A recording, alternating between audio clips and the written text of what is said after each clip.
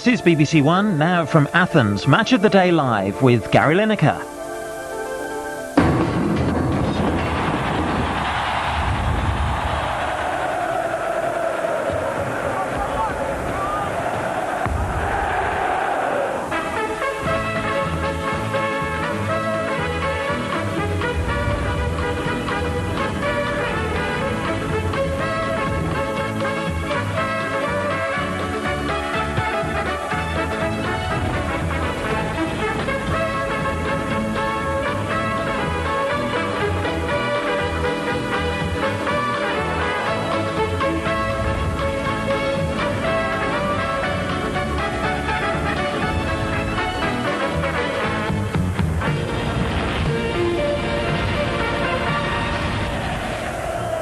Good evening. You didn't think you'd get rid of us that easily, did you? Greece versus England?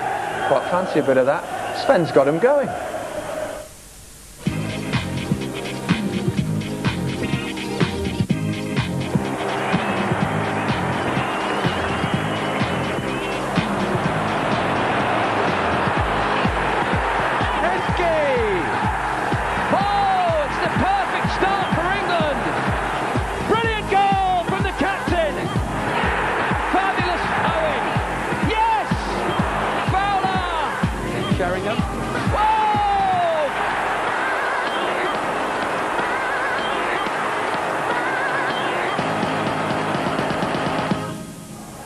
Welcome to the Olympic Stadium here in Athens, where alongside Alan we're joined by two men with something in common.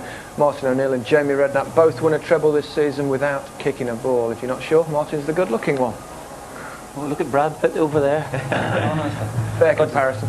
Yeah, I've got to say, when I heard that Redknapp was coming, I was hoping it would be your old dad that would be arriving, because looking here, he's not as good looking as you, certainly, and almost as ugly as myself. You'll be happy with that. No, I don't know about that. Let's get it round to the important issues. Jamie, strong Liverpool contingent in this team tonight. I mean, 4 players. That could help with the confidence of the side following the trophies and the success of last season? Yeah, very much so. I think it's exciting times for Liverpool.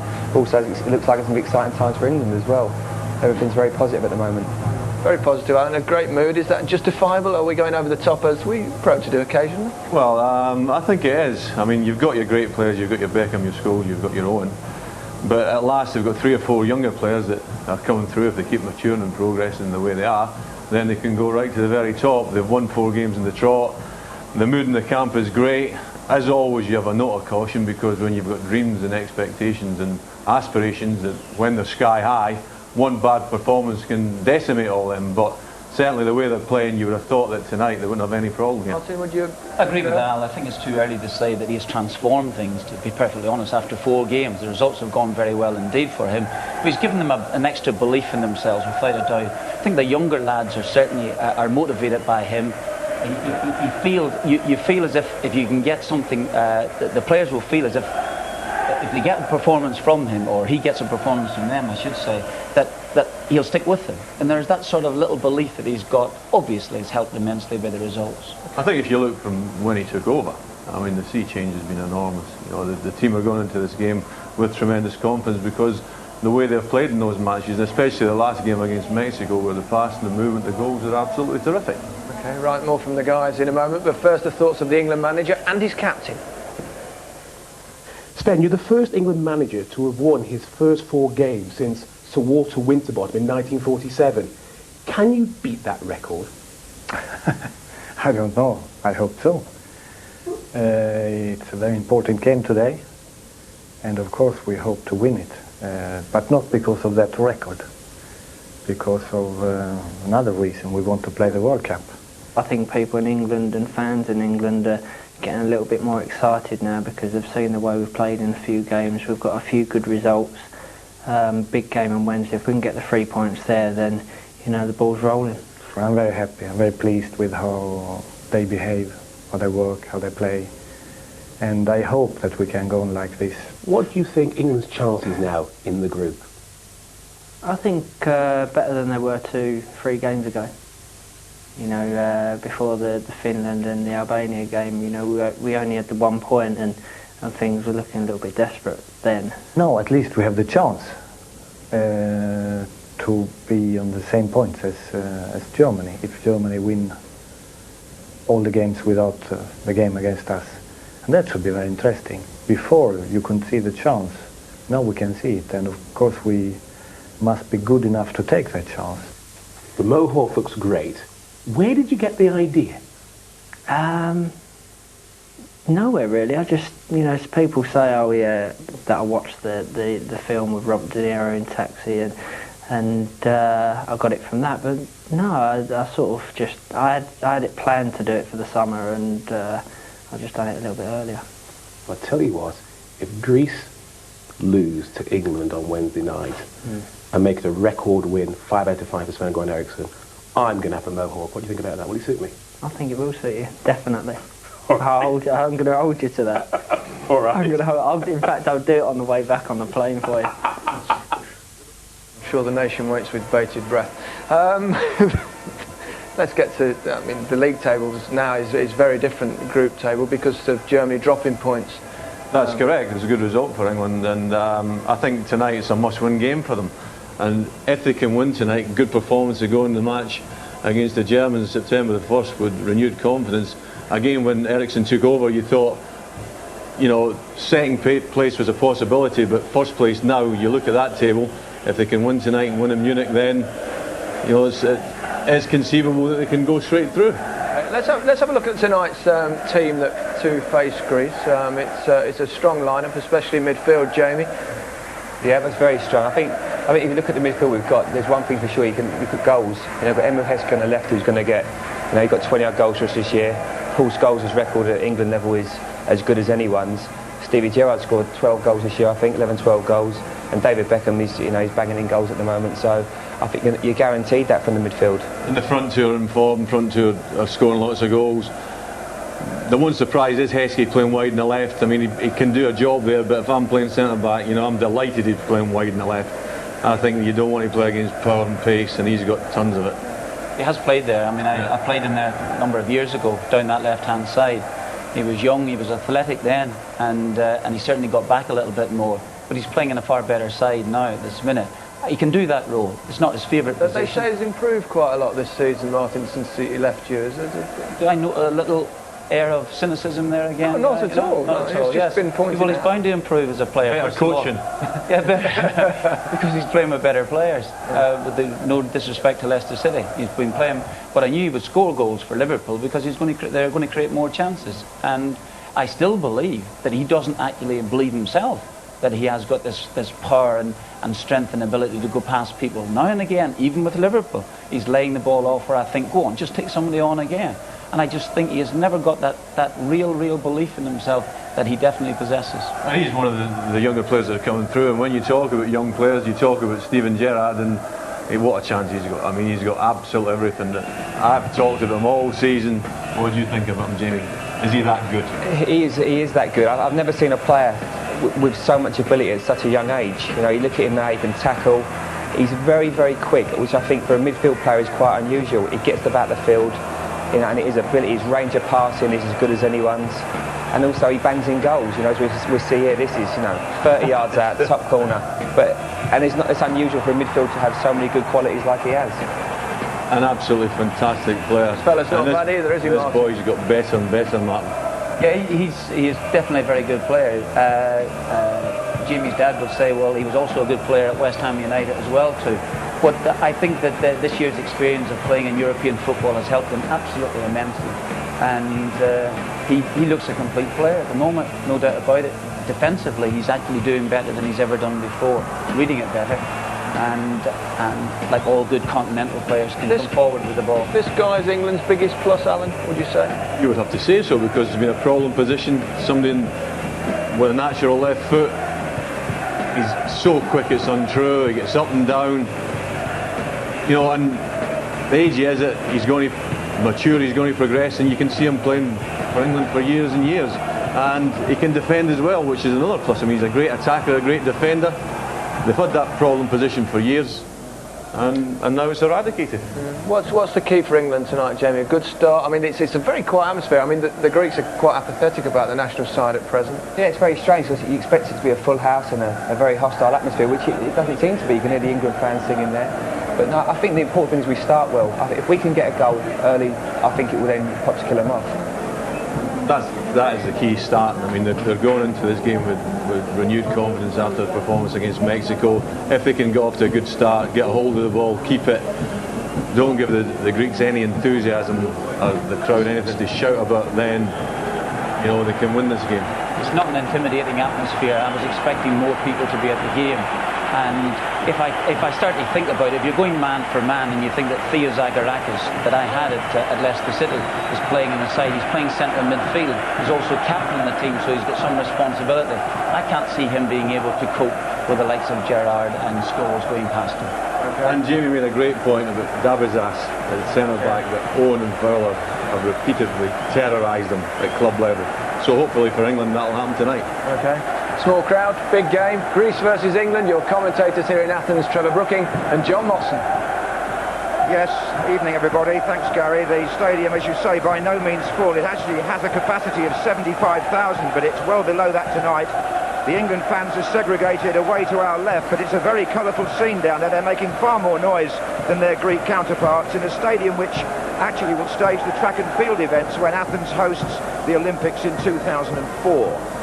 But quite a few of the England players know it well because they've been here this season in European football, playing for Manchester United and Liverpool, who both drew here.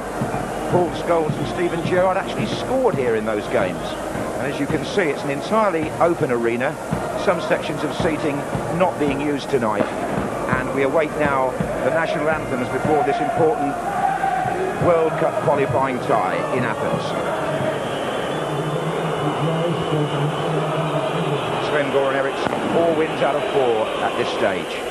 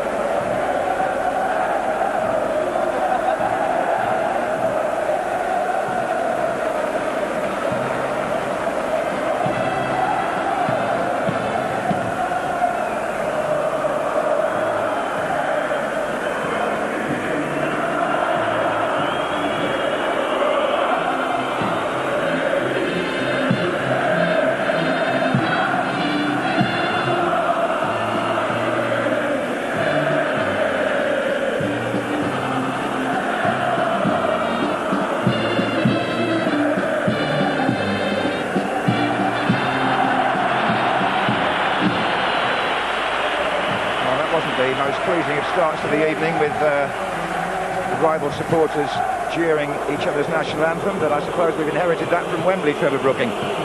Yes, I think well, there's a lot of rivalry, and I think it's important England to try and take a grasp of the game, because technically I think Greek players are very skillful, but perhaps more fragile is their belief and confidence, and it's form England perhaps wrestled the initiative in the opening 10-15 minutes. Well, Sven-Göran Eriksson's had a good hard look at the Greek team sheet. They've made 5 changes from the side that struggled to beat Albania in Crete on Saturday.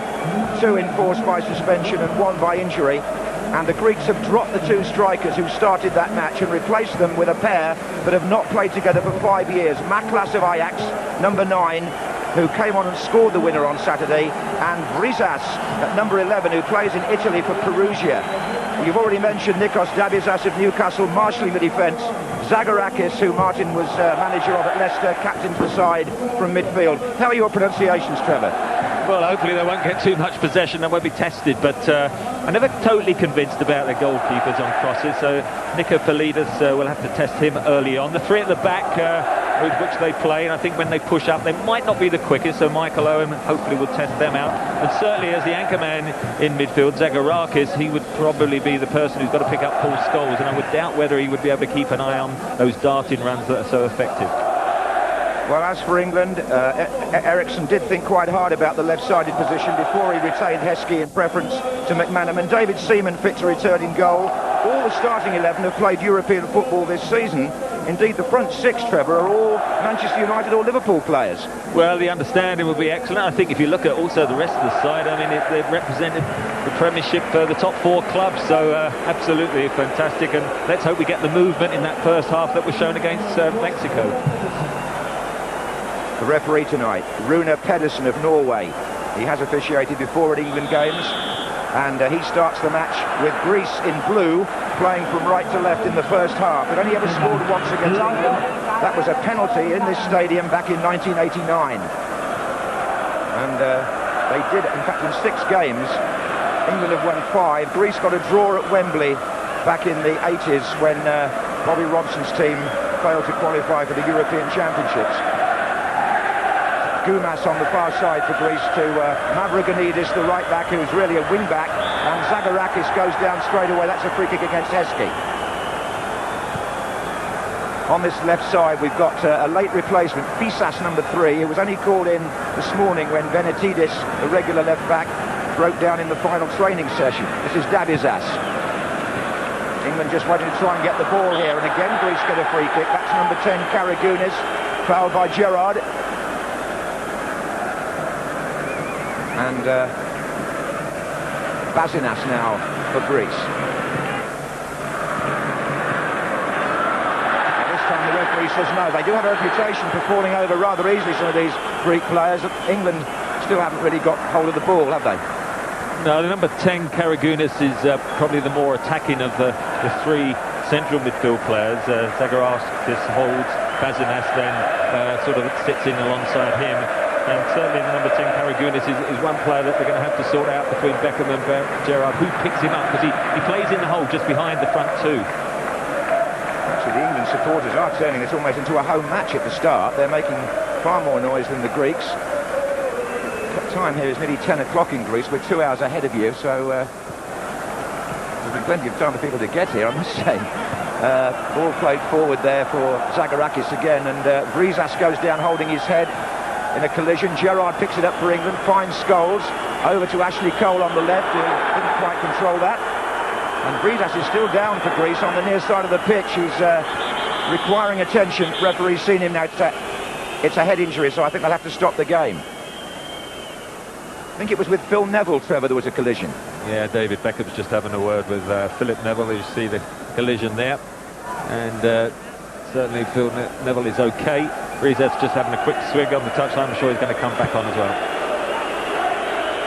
Yes, they left out Liberopoulos and Alexandris, the 2 main Greek strikers of the last few years. Both dropped after Saturday when they made real hard work in Crete of beating Albania. Albania, who of course tonight are playing Germany. We'll be keeping you informed about what happens there as the evening wears on, because that obviously will change the group situation in one way or the other again. Here's Fyssas for Greece. Vryzas, challenged again by Phil Neville. This is Gerrard. Scholes to his left. And outside him, Ashley Cole, with Heskey down that side also. Playing wide with his clubmates Fowler and Owen down the centre. I don't think Beckham's touched the ball yet.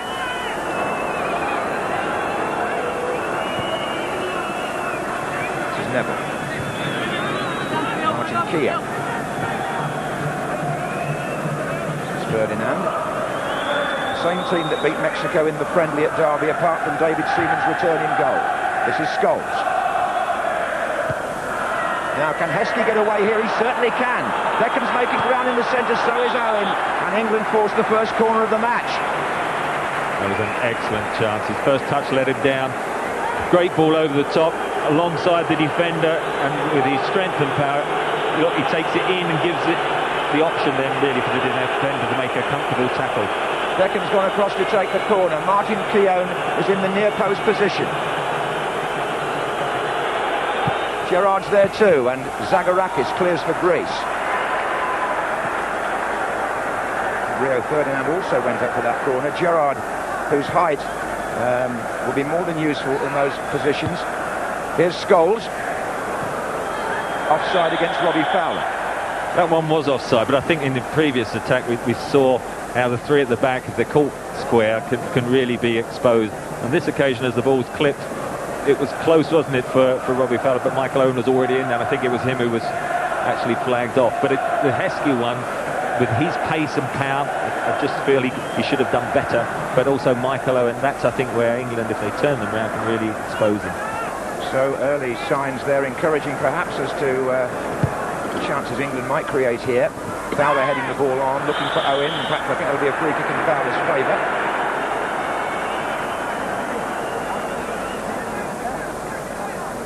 Steve McManaman is among the 7 England substitutes, by the way, along with the likes of Carragher, Southgate, Butt, Sheringham and Alan Smith on the bench tonight. Any 3 can be used. Here's Zagorakis to Vryzas. Knocked off the ball by Gerrard. That's the tackling strength that Jamie Redknapp was talking about of Gerrard. This is Heskey now. There are 2 in the centre, Fowler and Owen. Heskey goes down the outside. Fowler just pulling away, and Nikopolidas, the goalkeeper, didn't get hold of that at all on the punch. Didn't get any distance whatsoever there. He's been linked, this goalkeeper, Trevor, with Fulham and Bolton at different times. Hasn't moved yet, but he didn't look too confident there. Yeah, I think the link might have got broken just on that cross. Great step over for Heskey. Going towards the back post, Paul Scholes was coming in, bobbled around, and they managed to get it away. But it was a terrific tackle and challenge by Gerrard that released Heskey down the left in the first place. Yes, it was a mighty challenge by Gerrard there. This is Dabizas now, the Newcastle player, looking for Machlas. Machlas, the number 9 from Ajax, actually won the European Golden Boot 3 years ago, scored a massive 40-something goals in a season, and he's been out the picture a little bit nationally, but he's back in the side tonight. This is Goumas. Mind you, Martin O'Neill's got a player who's scored over 50 goals this season, so...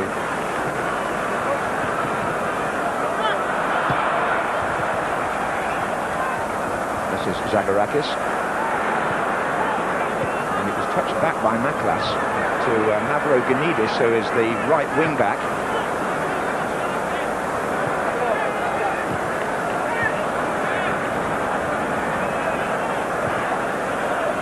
Vryzas. It's a nice turn. He's going to get it back from Machlas here.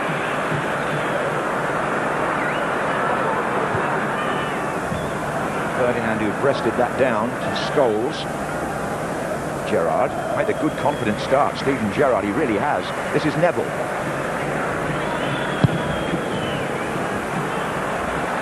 Intercepted by Zagorakis. Basinas. Karagounis. Heskey gets a foot in. This is Fowler. Gerrard again takes over. Can't get Beckham into the game at the moment, can they? No, he just tucked in close.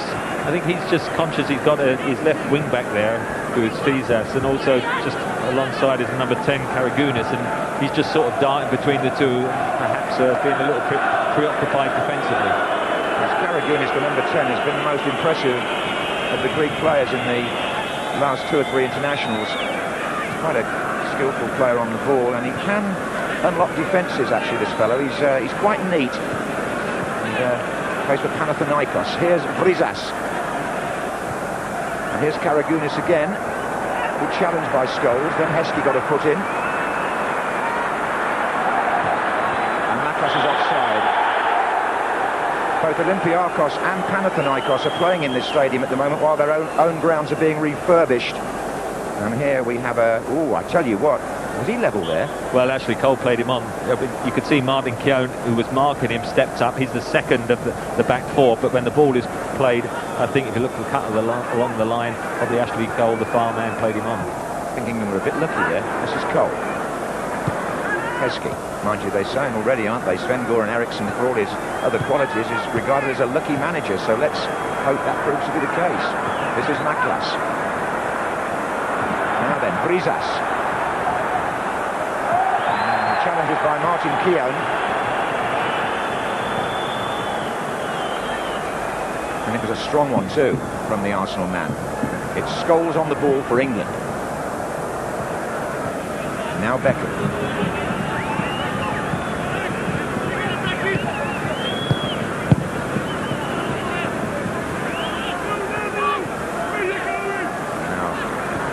Karagounis again, he likes to take over there, and he's got Basinas in support, and now Mavrogenidis. Karagounis again. Machlas.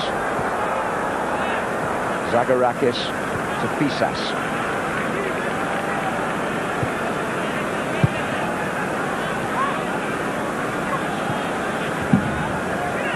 They're keeping the ball quite well here, Greece. Vryzas again. And Machlas turned that on. Cole it was for England to Heskey. 10 minutes gone. And Ashley Cole in a bit of a tight corner here. But he did well. It's come off Mavrogenidis for an England throw.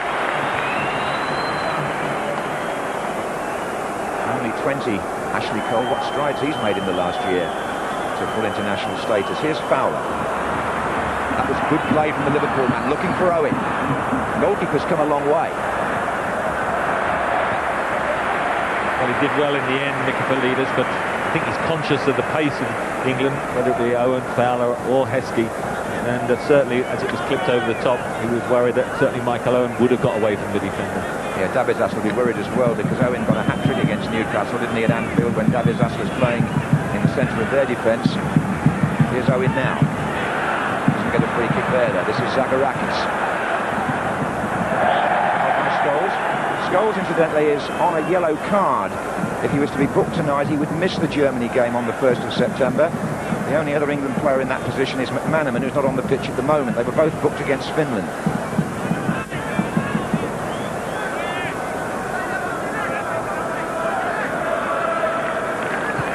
Forward run there by Zagorakis, who eventually went down. It's a free kick to England. Mentioning the Germany game, England have 2 home matches after that.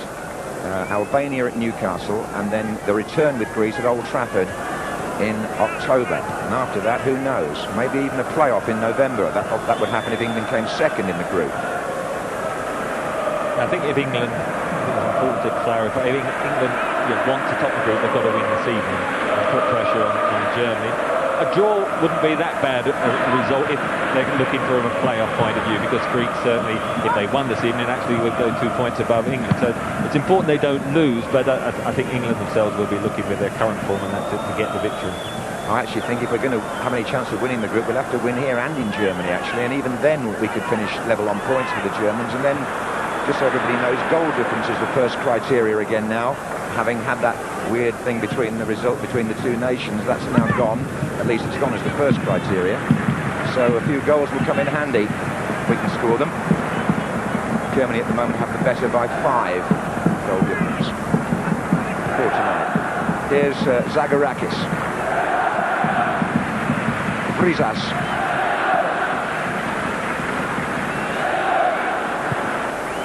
Trying to get Mavrogenidis in on the right-hand side, but he won't catch that. It's tough at present. As you say, Mavrogenidis and Fyssas are the 2 wing-backs, but they've been very much in their own half. I think he'd be quite pleased at present. They've had a lot of possession, but they haven't created too much. Certainly, I think the number 10, Karagounis, is the one they've got to keep an eye on. But generally speaking, England have had the 2 better chances. Certainly the one to Emile Heskey there, who allowed a tackle to come back. Scholes for England. Fowler. Owen pulling away on this side of the penalty area. Dabizas tries to clear. First real chance for Beckham to get on the ball here. It's a deadly cross. Oh, it was turned away by Goumas. That was a fantastic cross. He just needs that little yard or two. Didn't look. You just put it in the area, and you've got to say Goumas did exceptionally well. Because if you look at the back post, the keeper can't get to this. The pace of it means he can't come for it. He's the back man, and certainly Robbie Fowler was lurking just in case. Corner to be taken by David Beckham on the far side. Keown in the 6-yard box. Tries to get the flick on, nearly did. It's come out to Karagounis for Greece, and he took on Cole, and that's a free kick. That is the great quality of Beckham, though, isn't it? He doesn't need any time, or need to beat anybody, indeed, to get those crosses in. Well, it's a great example as well, because people say about looking up and trying to pick something. He doesn't look up and pick it. He just puts it in the danger area. And then if nobody's getting on the end of it, then the coach, the manager says to the strikers, look, that was such a good cross, we should have scored from it. And you work on in training to get the strikers in there. It's the quality of the cross, though, just putting it in the right area. Here's Gerrard for England. He's got Fowler to his right and Owen here to his left. Quite the best of passes at it. Caught Owen rather in mid-stride. Here's Basinas for Greece. He's been brought in to stiffen up the midfield tonight.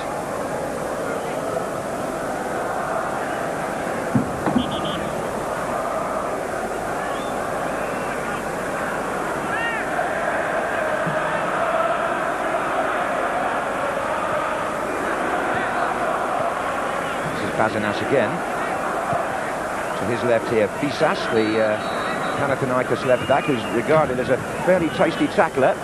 So Beckham may well find the facts of that to be true. He's certainly marking him on this side of the pitch. Over Fowler's head to Owen. Free kick this time to Greece. Ouzounidis, the number 5, is just dropping off slightly, playing with the two other centre-backs. Basinas. Goumas now comes out of defence, looking for Vryzas, who goes down on the edge of the area spectacularly, but referee not interested. Here's Beckham. Now that's looking for Owen. It's a test here for the Greeks, but Goumas was equal to it. Fyssas.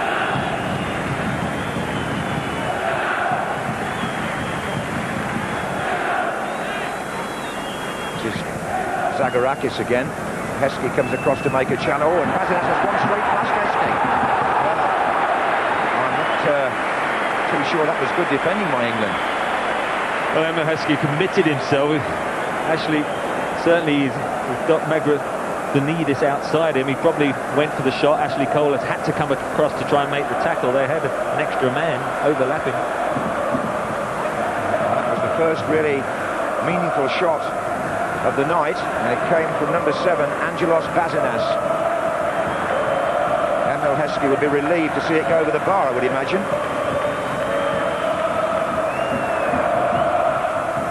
It's got the Greek supporters a little more interested in proceedings. The stadium's filled up quite a lot on the far side since just before kick-off. They're not using the left-hand end, or parts of it anyway, for security reasons.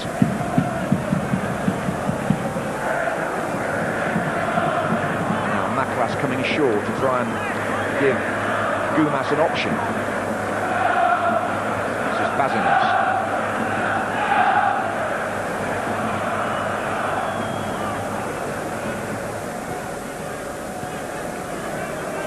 Zagorakis turning in midfield. Mavrogenidis up on the right. Cole needs to be watchful, and Mavrogenidis goes down.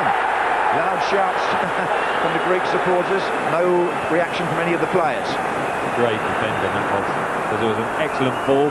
Certainly chested it down well. Mavrogenidis got just a yard or two ahead, and it looked as if he got the wrong side of Ashley Cole. In the clips that we saw before the game, he does stand on his feet, and he times his tackles well, and it certainly looked that way on that occasion. Then what happened after that, after Cole's smart piece of work, was that Heskey was fouled. England got a free kick. Fowler picks the ball up here now, loses it. Vryzas for Greece.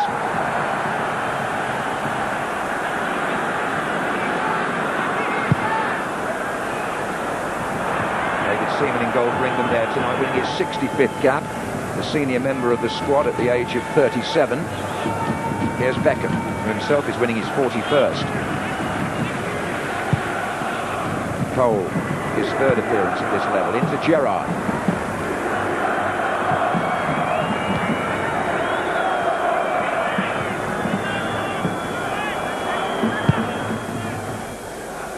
Beckham. Sees three players running ahead of him there. In fact, England will do quite well out of it. It's come off Dabizas for a throw-in. Yeah, Dabizas is more naturally a right footer. He's playing sort of the left of the three. Goumas is playing on the right. So when he gets the ball in that position, he's trying to get it on his right, and that's why it bounced off his chest. It's not his natural side. Gerrard plays the ball in there. Oh, it's a good save. Robbie Fowler holds his head. What a good stop by the goalkeeper. Fowler with the header. And this is a good reaction save from Nikopolidas. Excellent save, because you see Gerrard, it's curling away from goal, so Robbie Fowler's got to wait for it. He's got to really force the neck. He times it well. It's probably the only thing you can say. It's just the sort of height where perhaps the keeper can react, but an excellent save. Corner to England to be taken by Beckham. And they've cleared this. I think something was thrown towards David Beckham there from the crowd, but he will still take the corner. And I think his concentration may have been affected by that. There was certainly something propelled towards Beckham there. And this, of course, in Albania with Ashley Cole, didn't we? Here's Scholes. I think there was quite a bit of trouble in the Albania game as well. Look at their goalkeeper in particular had problems. So 20 minutes of this World Cup qualifier have elapsed. Nice touch there by Fowler. This is Scholes. Robbie Fowler's ability in the air sometimes underestimated. Now the referee has spoken to the fourth official on the touchline here. This is where Fowler did make good contact, and Nikopolidas with the one-handed save. The referee has come across to talk to his fourth official. I suspect that may be to do with the incident on the far side where something appeared to be thrown at David Beckham, who is still actually over on the left at the moment, having taken that corner. He's found Cole.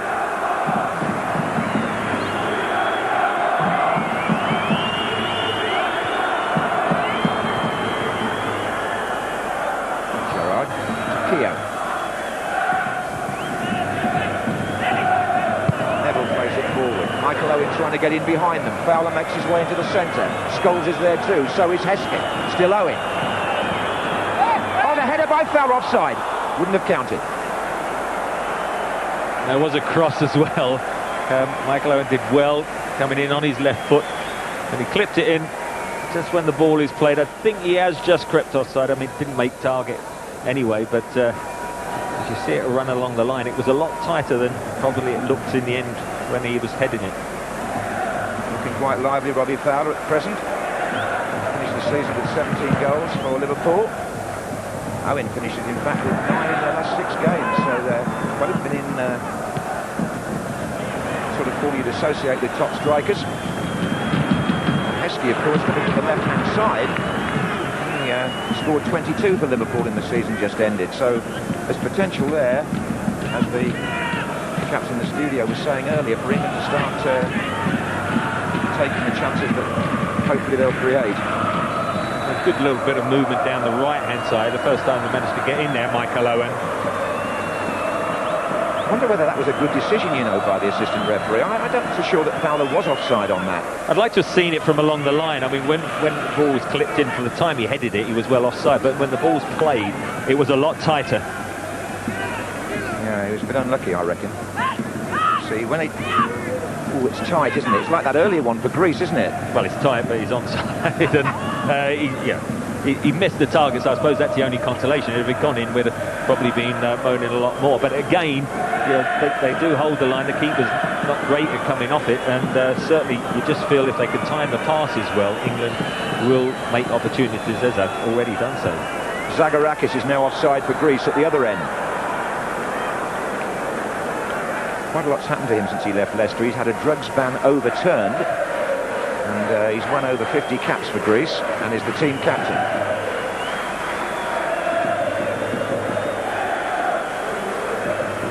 Here's Gerrard. To Neville.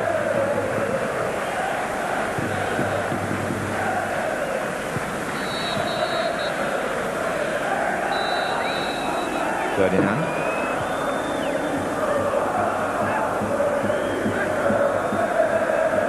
Scholes. Fowler with Owen ahead of him. Gerrard joins in. Now Beckham.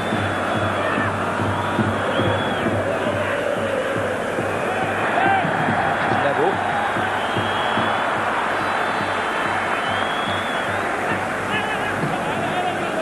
Gerrard. Oh, and the turn on found Paul Scholes. Well, we've seen him score from there before. And the pass actually was unintentional, but he read it so well. His first touch was very good. Look, Robbie Fowler misses it. First touch, excellent to set up the shooting opportunity, then just scuffed it. Bit of a blow for Greece here. Karagounis has come off holding his thigh, number 10, and he's going to be replaced by number 17, Liberopoulos, who is, well, a very attacking player and was left out tonight, so they've now had to make that change after only less than 25 minutes. It's definitely looked like an injury to me. Liberopoulos, the highest paid player in Greece by reputation, and being watched by other clubs in Western Europe. This is Heskey. Cole. Owen. Oh, pity he couldn't have just got past Dabizas there. Keown.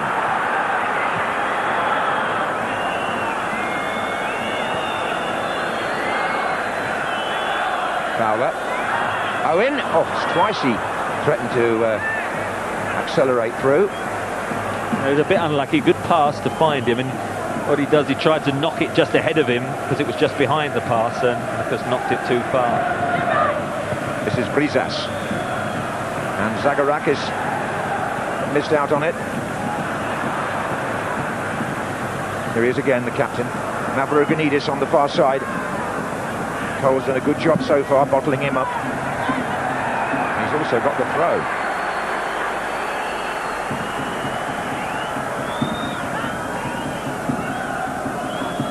Germany won here 4-2 when they came to their qualifier. It was 2-2 with 8 minutes to go. And Greece gave them a pretty good game that night. Here's Scholes. Give Germany credit, they were down to 10 men at that stage as well, so there's a lot of character, typical German character, to get 2 goals with 10 men. Yes, there were 2 down in Finland on Saturday. It should have been 3 really, but they got away with it. Here's Neville. To Scholes. Beckham. And again. Changing the point of play to Cole. Fowler. Owen with his arm up in the centre. Heskey's there.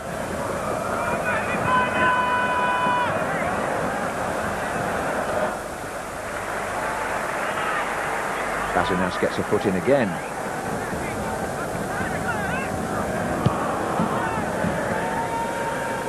This is Keown.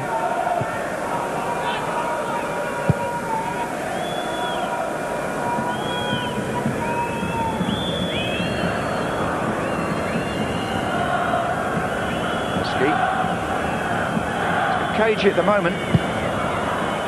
Play going square rather than forward. Neville. Oh, a little bit of a afters there. Steven Gerrard and Fyssas, who I was saying to you has got a bit of a reputation, the left back. Gerrard wasn't at all happy with that challenge. Fyssas is implying that Gerrard then stamped a bit. It's a free kick to England though.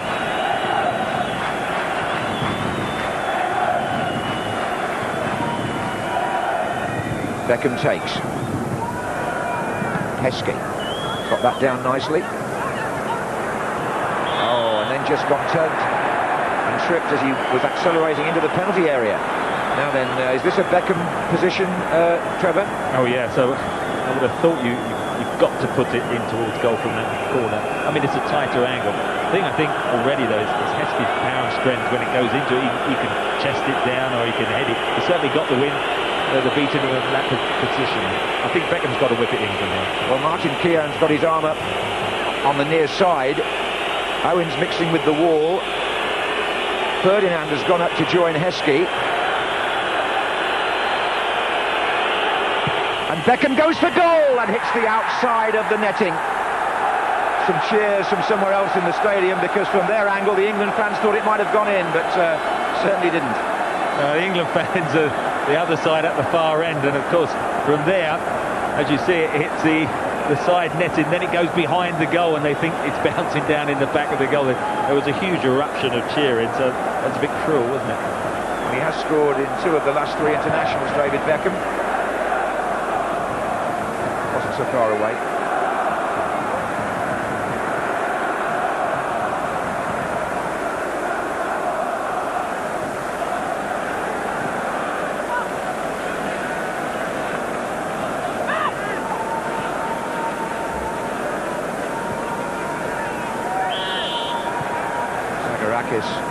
Facing a stiff challenge there from Gerrard. It's a free kick to Greece.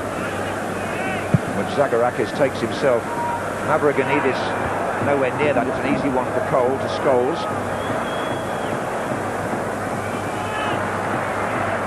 Now it's Ferdinand, who's looking very accomplished just now, having really settled down at Leeds. Here's Owen looking for Fowler. Sort of away until Dabizas intercepted, and now the goalkeeper shut down by Owen. And then Keown, a little slip, recovered brilliantly by Ferdinand.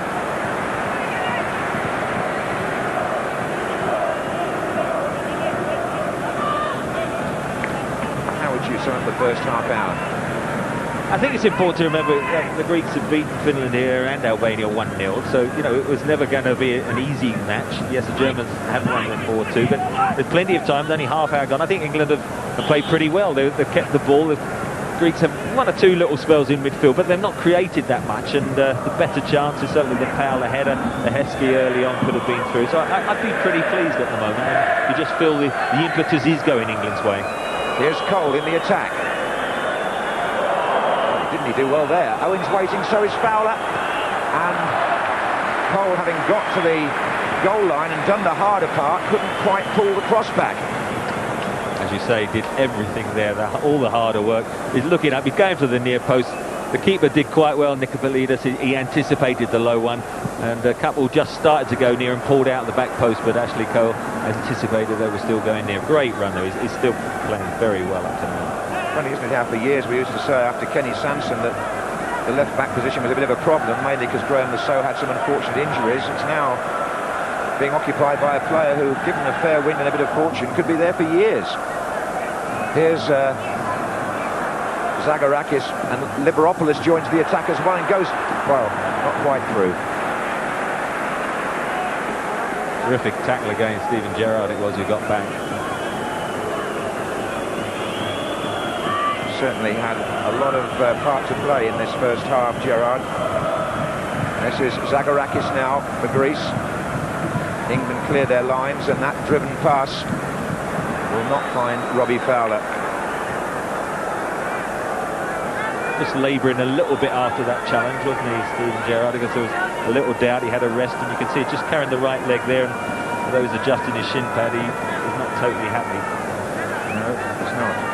Of course, he's under continual treatment anyway for a back problem. Nikopolidas, who is in fact the #2 goalkeeper in Greece, the first choice, whose name I won't try and pronounce because it's almost unpronounceable, was injured in training at the end of May. And Nikopolidas, which is a rather easier one to say, believe it or not, has taken his place. Here's Liberopoulos for Greece. Fowler through the legs and releasing Owen perhaps. Dabizas to defend. Owen's got the pace of him here. Michael Owen for England. Is that the moment? Oh, outside of the net again. A terrific play by Robbie Fowler. It beat his man, and he just knew then that's the angle over the top. Dabizas on his wrong side. He's not the quickest. Michael Owen did everything right here. Just into the side netting. Again, the hard stuff was done. Possibly just keeping it on his right foot. He takes it a little bit wider there, but you've got to get it on target, at least make the save. Nevertheless, encouraging signs for England there, who have a throw-in on the far side. To be taken by Heskey to Fowler.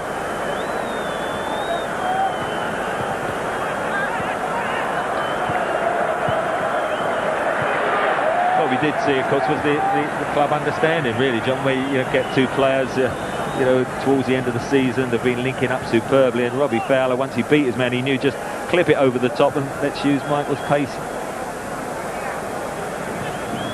I think you made the point, didn't you, that all the players in the team tonight come from the top four. Here's Owen, he's offside. That was close as well. I mean, Philip Neville's done an overlap down the right, and he's definitely on an offside position. But look, Michael Owen isn't the right back, plays him on. Now, Philip Neville and Emile Heskey are not interfering with play. And I think when the ball was played... That's a bad decision. That Owen was onside, and those two are not... They're passive, they're not involved in the move. So that flag should not have gone up.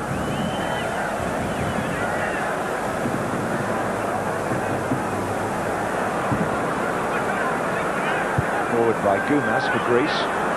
Vryzas is there, trying to head it on, but Martin Keown.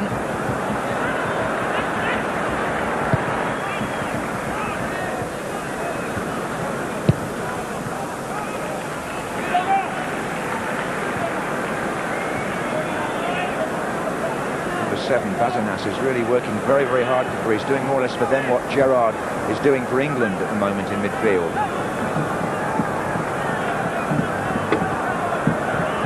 Zagorakis. Fyssas with 10 minutes left in the first half. Greece 0, England 0 in the World Cup qualifier. Liberopoulos unable to make contact with that. This is Emile Heskey. Oh, look at the power here from Heskey. Can he find Owen? Not quite. It's the sort of run we want to see more of from Emile Heskey, that playing to his strengths, just under hit the pass, but unlucky. Here's Scholes. England coming quite promisingly now from midfield. Fowler's moved out left a couple of times. He's found Heskey. That's a poor pass. It's taken Ashley Cole by surprise to go backwards. Beckham. On this side is Neville. Gerrard. Fowler. Beckham had come from an onside position. Now that's another example where Owen was in an offside spot, I think, but Beckham's holding his head because he is not offside here. No, it's not Beckham. I just think because he's so much in a key position in the middle of the goal, he affects the defenders, and possibly is not as daunted, but he is not the one who runs onto it. I mean, the argument is this passive one. It's a good one for Alan Martin and Jamie to talk about, but I always favour the attacker. David Beckham was nowhere near offside, and he was the one who would have taken it on. Yeah, it's certainly a slightly different case to the one before, but the fact remains that FIFA changed that law, or the interpretation of it, precisely to give attackers more advantage, and it's being kind of reversed at this moment in the game. I think England have just got to keep persevering, because they're looking threatening, and at some stage you're going to get the right pass and it's not going to be flagged, and they're going to get the opportunity to score. But keep persevering. Yes, we hope so. Greece on the ball at the moment though. Number 17, Liberopoulos, substitute. Nikos Dabizas here. Sees his chance to come forward. It's Liberopoulos again. Oh, and here's a moment of anxiety, beautifully cut out by Ferdinand. Rio Ferdinand hasn't had a lot to do. On a couple of occasions, Martin Keown, Ashley Cole just made a slight slip up with their interceptions, and he's covered, he's got the pace, and he's read it well.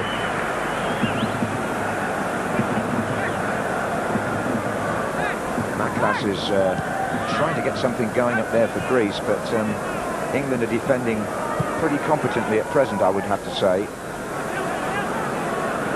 And here's Zagorakis trying to prove that wrong. Mavrogenidis, far side of the penalty area, touched the ball again. Ferdinand steps in. Excellent anticipation. Liberopoulos is sort of playing a game behind the front two. He's taken over, of course, from the number 10 Karagounis, who again was making those late runs from midfield. Here he is again.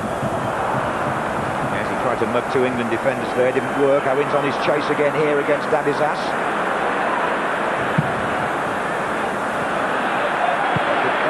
missed most of the season with Newcastle. He played the first 2 games, then got a cruciate injury, played the last 7, and he's looking as though he has recovered sufficiently to play international football again, although I think Newcastle might have hoped he was going to have a rest.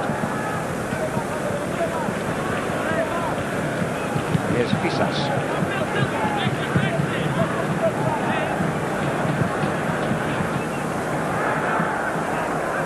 England's 2 linemen are poor, quite evident from the way they're shaping up there.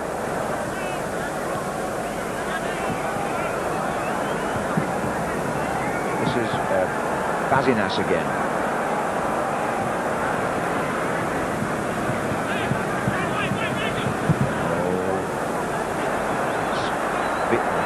Vryzas on the far side, linking with Machlas. It was a ball in from Zagorakis that caused that moment of confusion.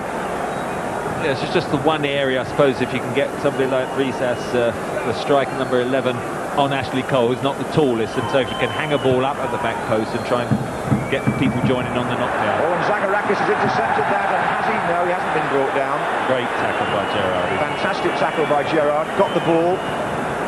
Beckham. Fowler. Trying to shake off 2 defenders to make way for Owen. In fact, he's made way for Heskey. And so now Fowler and Owen push on forward with Heskey. And Fowler won't reach that. Robbie Fowler did brilliantly there and played it out wide. And then he's made a run behind Emile Heskey. And I must say, I'd have said keep out the way and let Emile Heskey have 1 against 1. This is Steven Gerrard's tackle. I mean, superb. And certainly, although Zagorakis went down looking for a free kick, it was just perfect time. I mean, he's had an excellent 45 minutes. Yes, and we're entering the last 5 minutes of the first half now.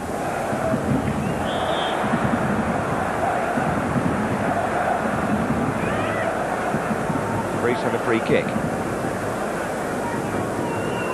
Basinas to Liberopoulos.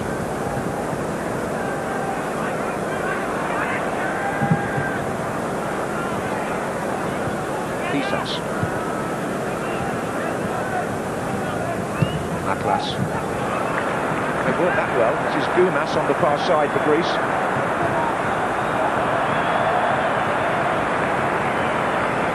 It did well. Emile Heskey had to make sure he stayed out wide. He was tempted to come in, but Goumas started heading towards the penalty area, and false goals came across. It is a speculative shot. Just got a shot there of Vassilis Daniil, who is the Greek manager, on a slightly shaky surface at the moment from this point of view. He's only contracted up to December, and there are those who think that if Greece don't get a decent result here, he might be asked to leave before that. This is Ferdinand.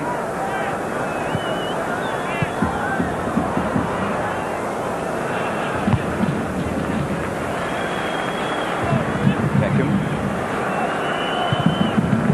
Looking for Heskey on the far side.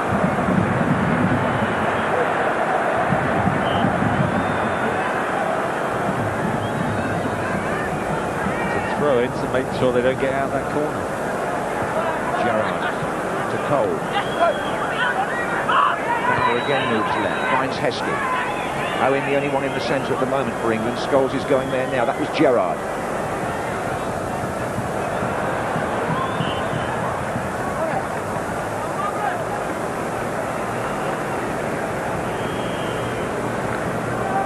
So Sven-Göran talking to Peter Taylor with 3 minutes to go in the first half. They've prepared themselves for quite a tactical game here, and that's the way it's developing at the moment. Sammy Lee on the far side, who scored actually in Greece when England won here back in the 80s, not on this ground but in Salonika.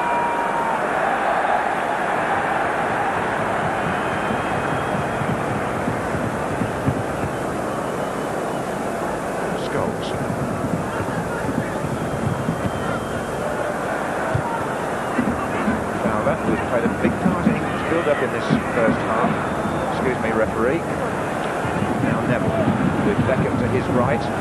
Owen over on the far side. Scholes making a forward run now. Oh, now is he on? That's tight. That's tight again. Just actually, David Beckham could have clipped it with his left, but you see, he just gets round on his right, and as the ball is played, well, Scholes is not offside, but it's the far man beyond him that is. and so the linesman puts his flag up. But look, you know, Scholes is the one that gets on, and he definitely wasn't offside. Gary and Anna will tell us about all this at half-time. It's certainly one of the points for discussion in the first half. It's happened 4 times, 3 to England and 1 to Greece. The assistant referee a bit flag-happy, I'd say. Yeah, what are you chuckling about? It's been against England, but as I say, I just think if they keep, you know, knocking those balls in, they are going to get some joy. Here's Basinas.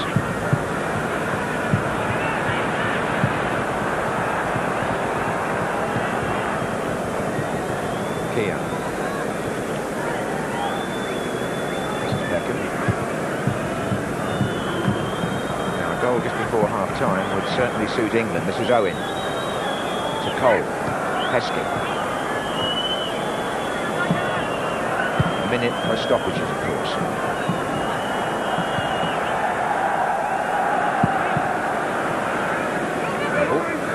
Fowler's moving forward now behind Dabizas. I suppose the only criticism slightly you could say is that once a player has gone in there and knows they're in an offside position, if they are coming out sort of a little bit more obviously, then once or twice England players have been standing in there, and although they haven't been sort of active, that they certainly have been encouraged to the linesman to put his flag up. But I think if they can try and come out and make sure that it's the people from deep that are onside all the time. Yes, and that's probably the way we're going to get a goal, I think, if we keep persevering. Official has picked up the board and said there'll be 1 minute of overtime in this first half in the Olympic Stadium in Athens. Vryzas. Dabizas. Oh, and play on, says the referee. Liberopoulos does just that. Oh, and it's sort of slightly bumped off the pitch in front of David Seaman. Yeah, good bit of advantage, and certainly was a foul, but Scholes, I think, made the tackle, and then the speculative shot was a nasty one, bouncing in front of the keeper. Here's Zagorakis. That's encouraged Greece and their supporters a little bit, I think. Goumas. Mavrogenidis. I wonder if he's got the longest name in world football. Surely not. Pretty close. In goes Cole. He's probably got one of the shortest.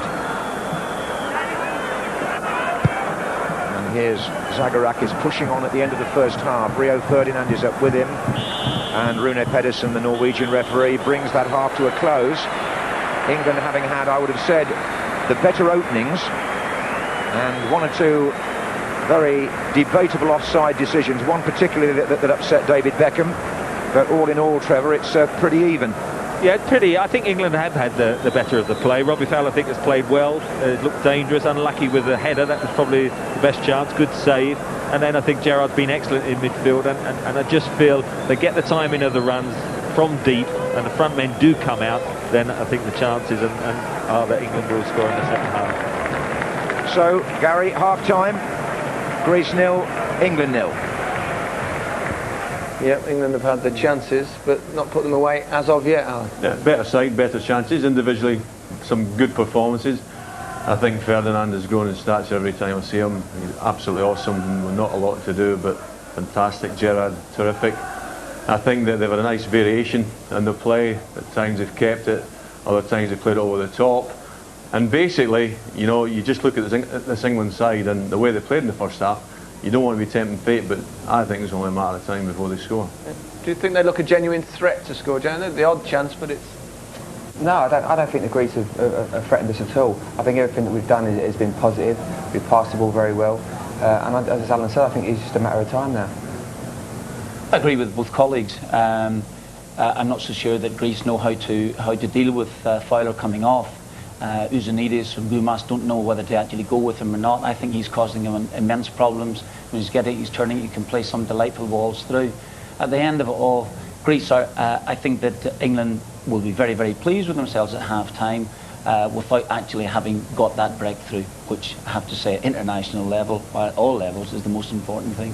But England have had their chances, and the first of which fell to Emile Heskey. Well, Martin quite rightly said that brilliant ball over the top from Fowler.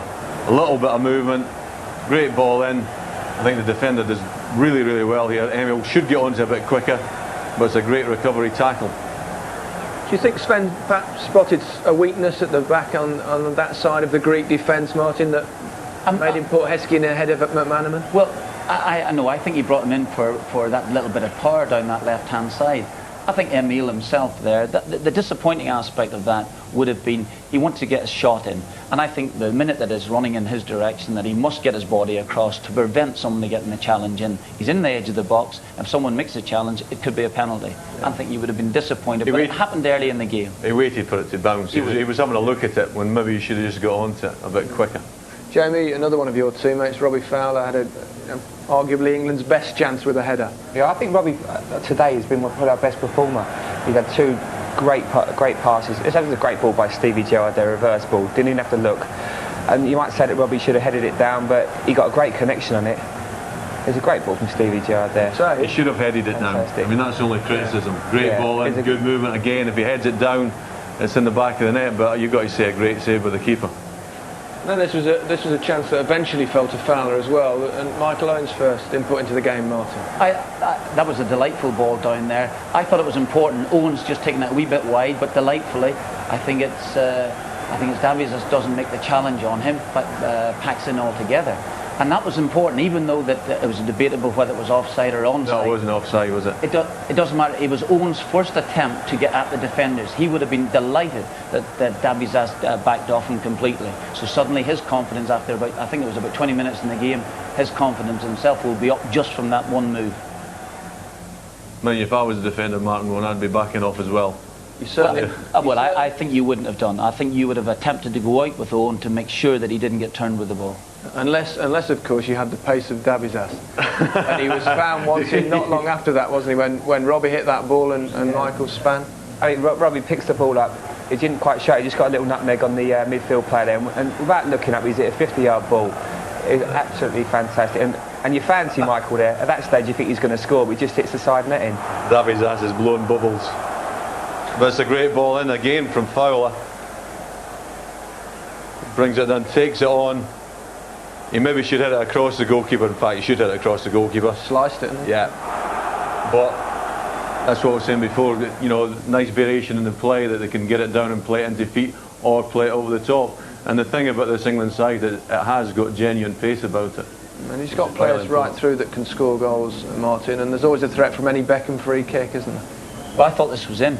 It was a magnificent free kick, and I think the goalkeeper thinks it was in as well too. He's ruled it to the line. And well, I said there's no way he can score from you there. did. Very brave. You were right again. That's what you expect from him. And that misses by an inch. With his the goalkeeper's nowhere. With his ability, never going to get that though, can't he? With his ability, either side, it doesn't matter. He can stick him in the top corner. Yeah, absolutely. Now, we talked to him about him before the game, Steven Gerrard. He was holding his leg at one point. We're a little bit concerned about him, but he's been a solid presence in that England midfield. He certainly hasn't disappointed. He's got everything. You know, he can. If he doesn't win the first one, he'll go and win the second for you. Gets it, picks it up here, strength, determination, then just the complete vision to play Heskey in. And that's what his game's all about. He's got the lot. As Jamie said, he's got a little bit of pace about him as well, but he's so competitive. And then when he does pick it up, you know, he just sees the pass and plays it. Fantastic performance. Martin? Without a doubt. I know that Alan's been eulogising about him now for quite some considerable time. I don't want to knock him back a bit, but a blind man could have seen he was going to be a good player when he was 18 years of age. Honestly, let's be fair about it. You know, magnificent footballer, without a doubt. Jamie will know better than any of us. Well, he's got great defensive instincts as well there, because that was dangerous. And I think a little bit like Roy Keane, that he spots things so early. You know, there again, like he's got them long legs where he can just stick it out and just manage to get the tackling when it's needed. But he is a complete player, isn't he? Because he's got the pace, he's got two great feet, he can tackle, he's competitive.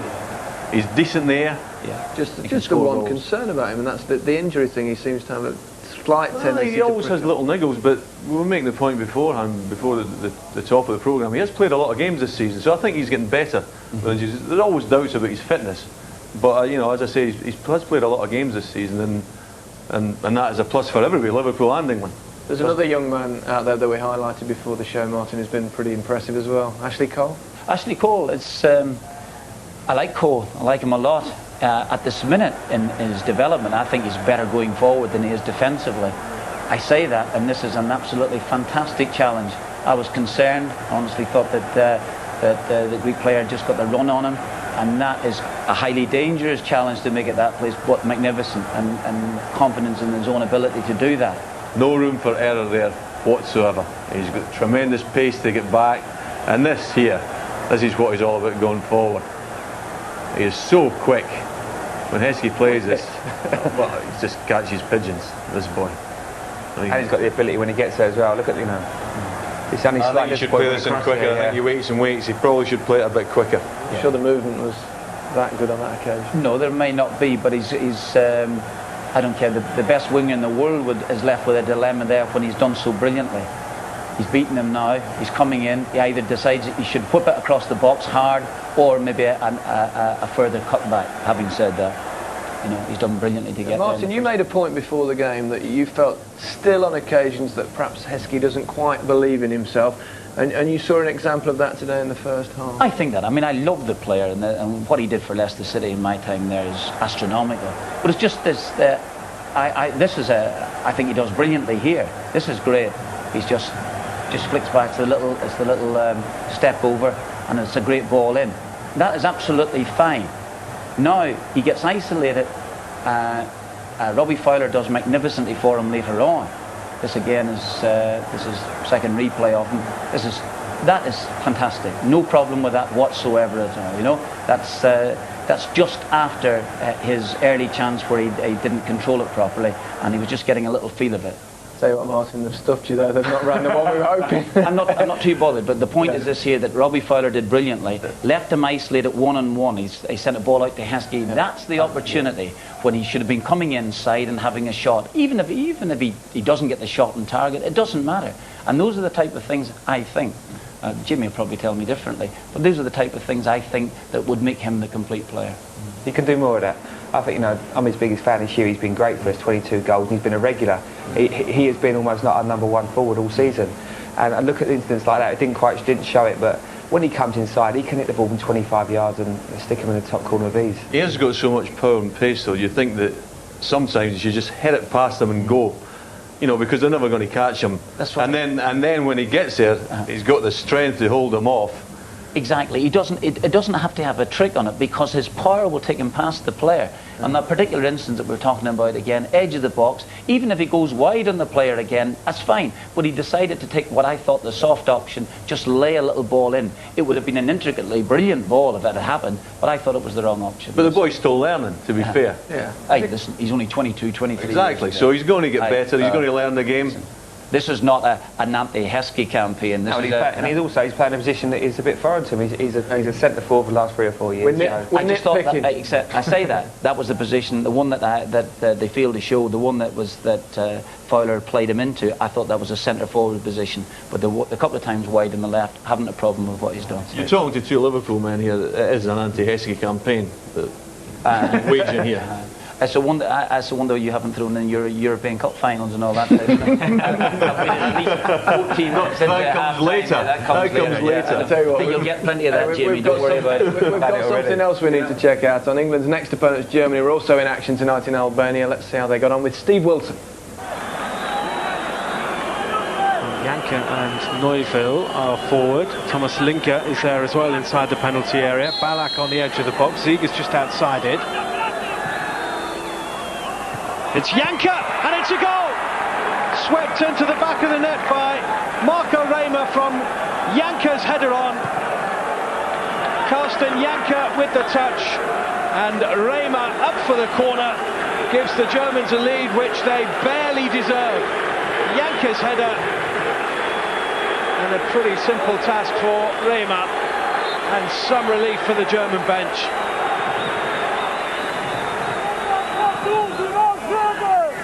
Barta's header. Housie was fouled. Well, by Ballack, the reaction was a little silly, and the referee Vessier is calling 2 players towards him, and he's showing them red cards. It's Karsten Ramelow of Germany and Edwin Mirati of Albania, who are both off. Janka, Stash Kosher is in all sorts of trouble here. This is Christian Ziege. Too high for Asamoah. Deisler, the keeper's back in his goal, I'm happy to say, but it's still 2-0 because it's nodded into the back of the net by Neuville, and the goalkeeper's got himself in all sorts of trouble, but he's got away with it because the goal has been disallowed. Owen Ballack rides the challenge. This is Ballack, and it's 2-0, and precisely the same as in the first half. Just as Germany were beginning to look uncomfortable and Albania were causing them problems, Germany score. Dancing through the Albanian defence to round the goalkeeper Stas Kosha. Beat Kippy in the block challenge. Stas Kosha was then comfortably rounded. So that result makes it all the more important that England win tonight. Germany now have a 9-point lead at the top of the group. England could still catch them by winning in Munich in September. They need 3 points here first though. Now if you fancy being in Munich for Germany versus England, pay attention.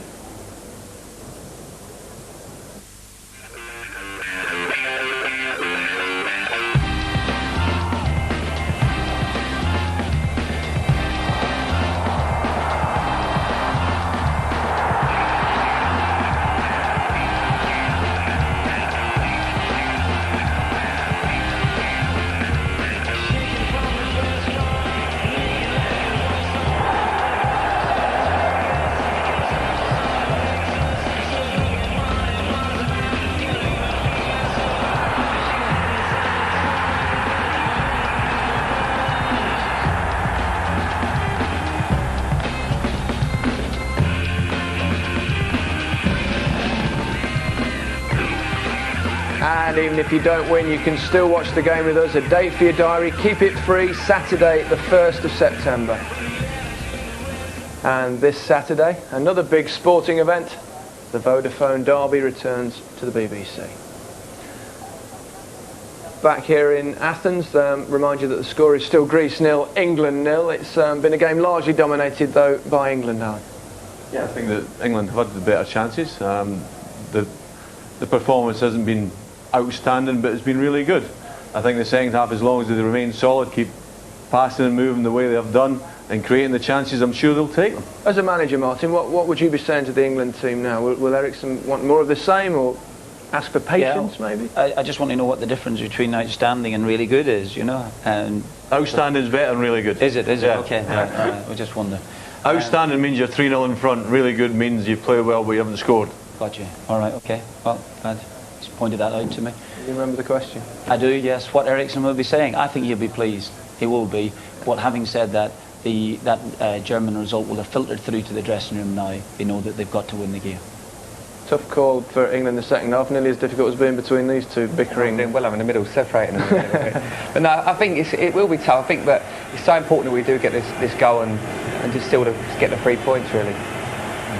And just keep playing the way they've been playing the first half, because they haven't done a lot wrong, you know. And I think defensively the Greeks aren't the best in the world. If England can get one, then hopefully they can get 2 or 3. But obviously the first goal is all important. Okay, and let's hope the linesman can keep his flag down occasionally as well. Back to Trevor and John.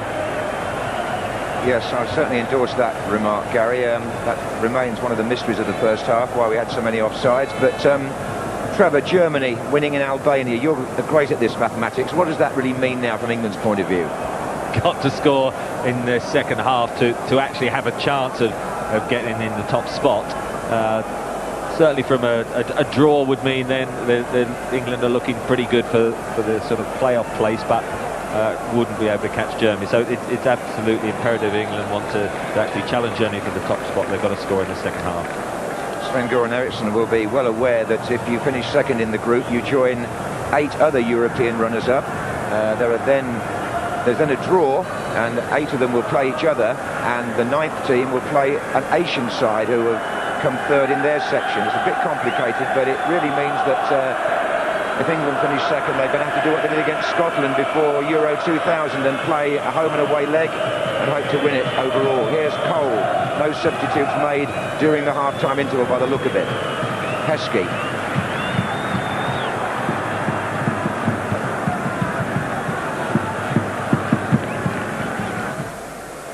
Greece's only chance really is to win this match and then push for second place themselves. That's very much how it's seen over here anyway. This is Fyssas, the left back.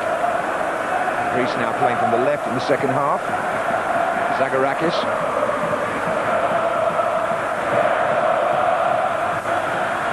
Mavrogenidis on this side with his hand up.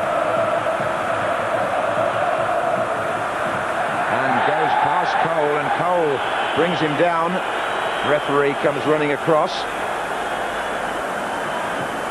Actually, Cole just saying that's my first time. Just challenging with the wrong foot. Again, naturally left-footed. First time he came inside him. Ouzounidis and Dabizas are forward for the free kick for Greece.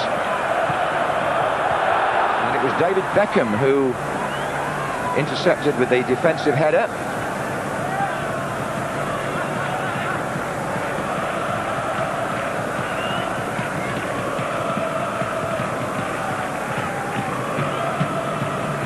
Mavrogenidis going the long way round, but he got there. And that needs defending at the far post as well. Oh, offside!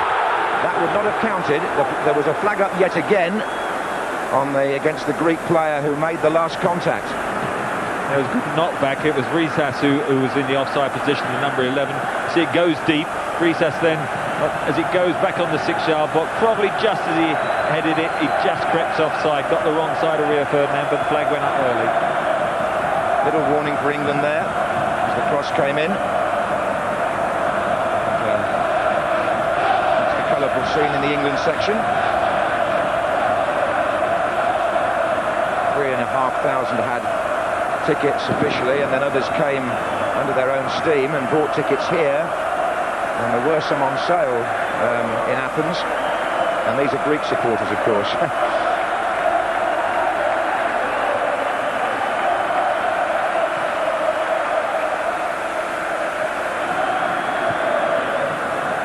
Four goals for England. Tries to go past Liberopoulos, but free kick given. I think there's going to be a warning over the loudspeaker about these flares. That was for one disallowed offside chance. I tried to think what happened if they scored. I don't tempt fate. This is Keown against Machlas. Beckham sorting it out to Neville. But Neville's given it away, and Beckham needs to make this. He did.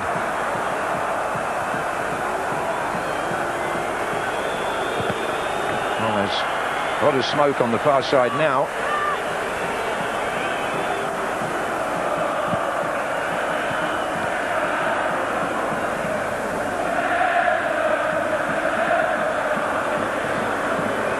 Robbie Fowler.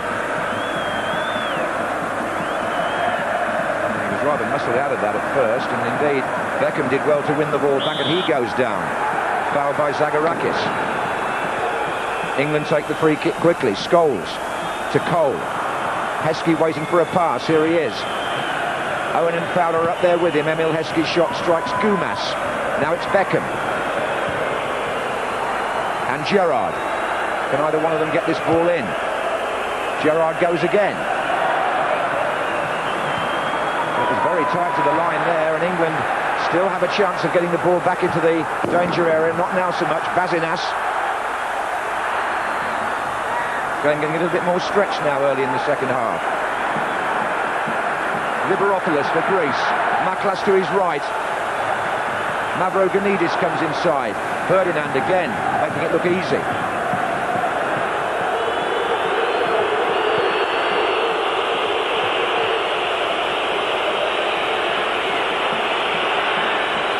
Only Michael Owen up front for David Beckham to try and find here. That's Dabizas. Ouzounidis with the clearance. Machlas.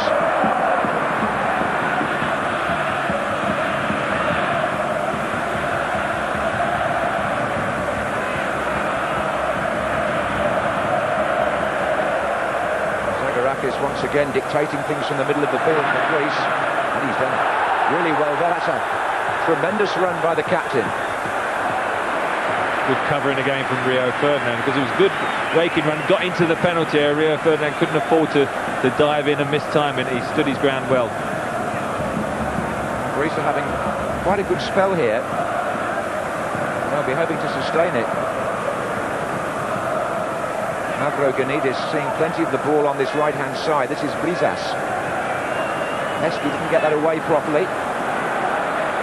So it's Basinas for Greece, and England are being pushed back here.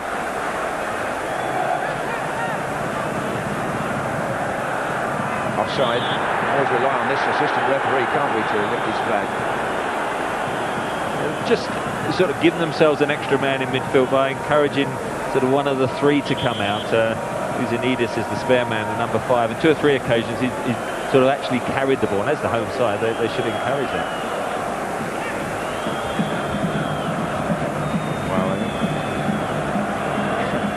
Greece are trying to just hold their line here as David Seaman takes the kick, and it's harmless from the defensive point of view. No chance of Heskey getting hold of that.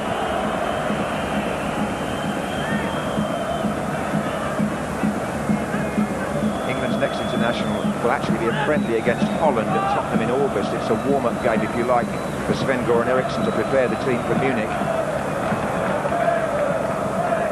Ironically, without trying to speculate too far, England and Holland could both finish up as runners-up and could even play each other in the playoffs, so that might be quite an interesting friendly. Here's Gerrard. Scholes. A lot of European qualifying matches taking place, of course, tonight, including the Republic of Ireland in action again. Estonia. Forward by Gerrard. That's offside.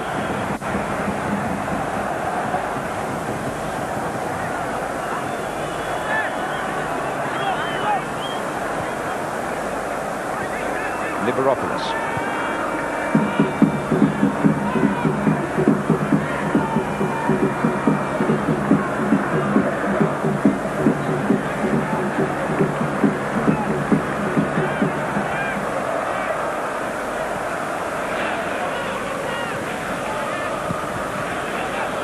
Again, it's Mavrogenidis who sets Greece in motion on this side of the pitch. Basinas. Liberopoulos again. They're certainly taking their time in the build-up, and England are crowding Mavrogenidis, trying to get the ball away from him. Scholes does so. This is Owen. Fowler goes off down the middle.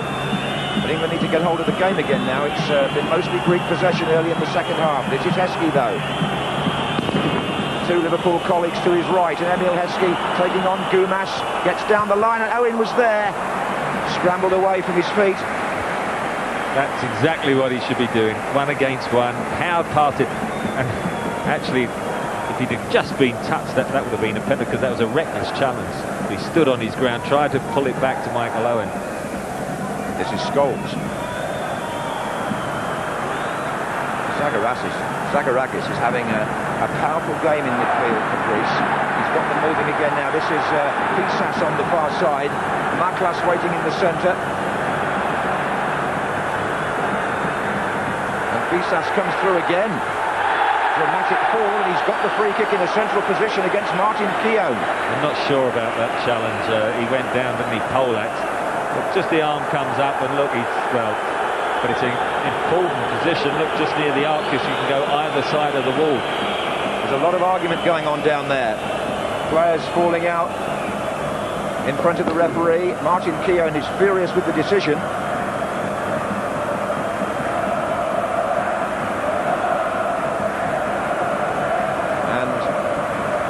Treatment required for Fyssas, it would seem.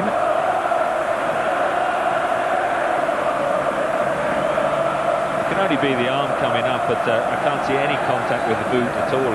But it was as if he'd been tackled. Let's watch the boot of Martin Keown. For me, there's nothing there. Well, England have got some defending to do here. They surely have.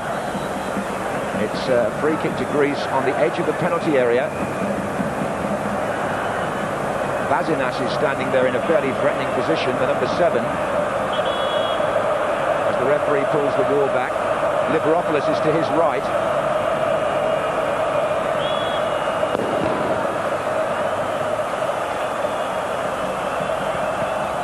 And it's come out again to Liberopoulos, and Beckham clears for England.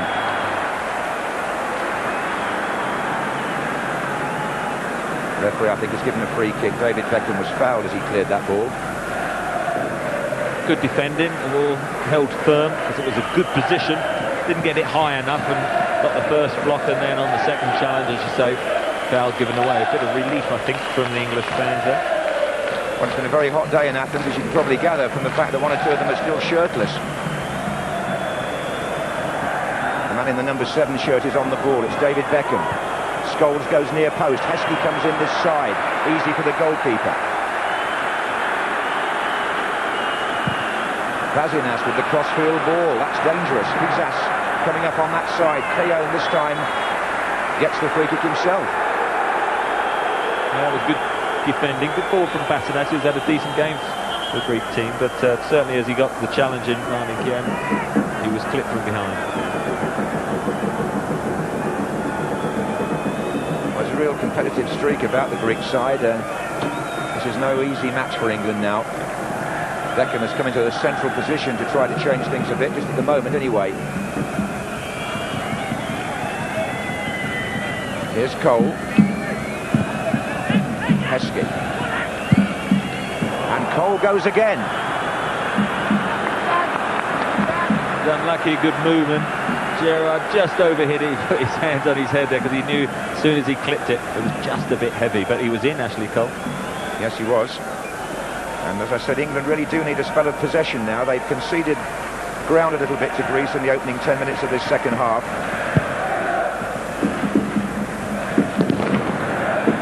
Firecrackers going off all round the stadium. Zagorakis competing there with Owen. Cole.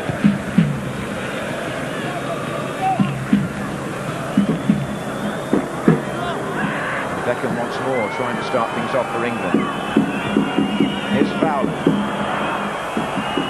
Owen. A little bit of daylight perhaps here. Fowler again.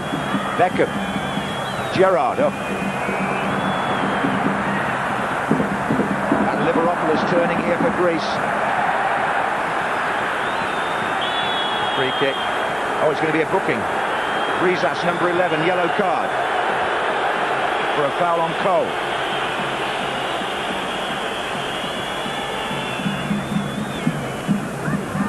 The first yellow card of the match in the 58th minute. Cole. Got the free kick there. Oh, and Vryzas is clashing again with Cole here. This is becoming quite a spiky little contest. England have got a free kick on the edge of the area. Beckham has come across to retrieve the ball. I think the referee is probably telling Cole just to make sure he doesn't get involved in a personal confrontation there with Vryzas.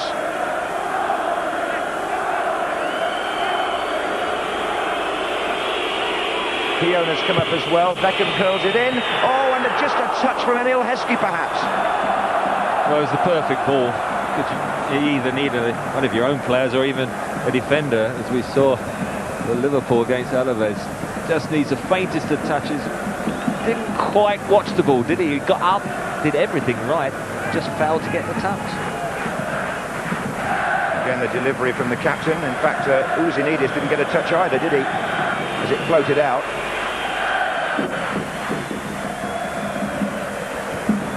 Now here's Heskey to Cole.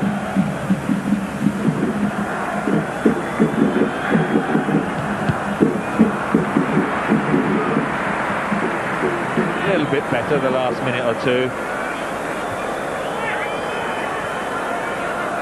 Fowler started a run now left to right. Heskey's on this side. Just glancing off him. With nearly an hour gone, there's not an awful lot of shape to the game just at this present time. It's a little bit scrappy.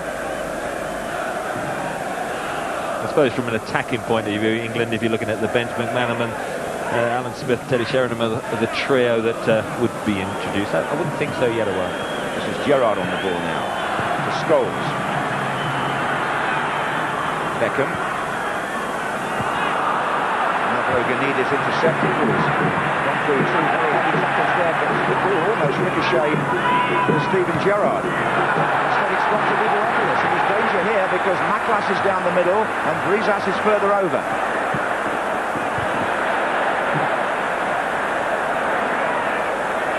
Beckham again. Really is working hard, David Beckham, to keep England in possession.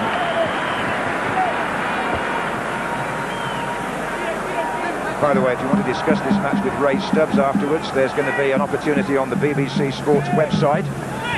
And told, if you're listening, Stubbsy, that's called a webcast. So you're miles ahead of me with modern technology, but it's worth ringing him, or shall I say, mailing him. I'll get it right eventually, I'll tell you. Here's Beckham anyway on the left for England. It's Heskey the other way and Fowler. Still Beckham. Curls it! Oh. Now then, should that have been a corner, Trevor? Yeah, he's actually changed his mind. He's given the corner now. As you see, just drifting wide of the angle. I'm not sure that Nikopolidas would have got there, but just a little bit better now. More possession, and David Beckham is the man working hard to try and get his side back into the dominance that they enjoyed a bit more in the first half. Well, David Beckham will take the corner. Martin Keown and Rio Ferdinand waiting to come in from near the penalty spot. Something being thrown at Beckham again. And the flag's gone up. Presumably the ball was out from the corner. Yes, it curled out. Although it was then coming into the 6-yard box. It was sufficient, so that was a waste, wasn't it? There it comes, outside. Outside, isn't it? Yeah.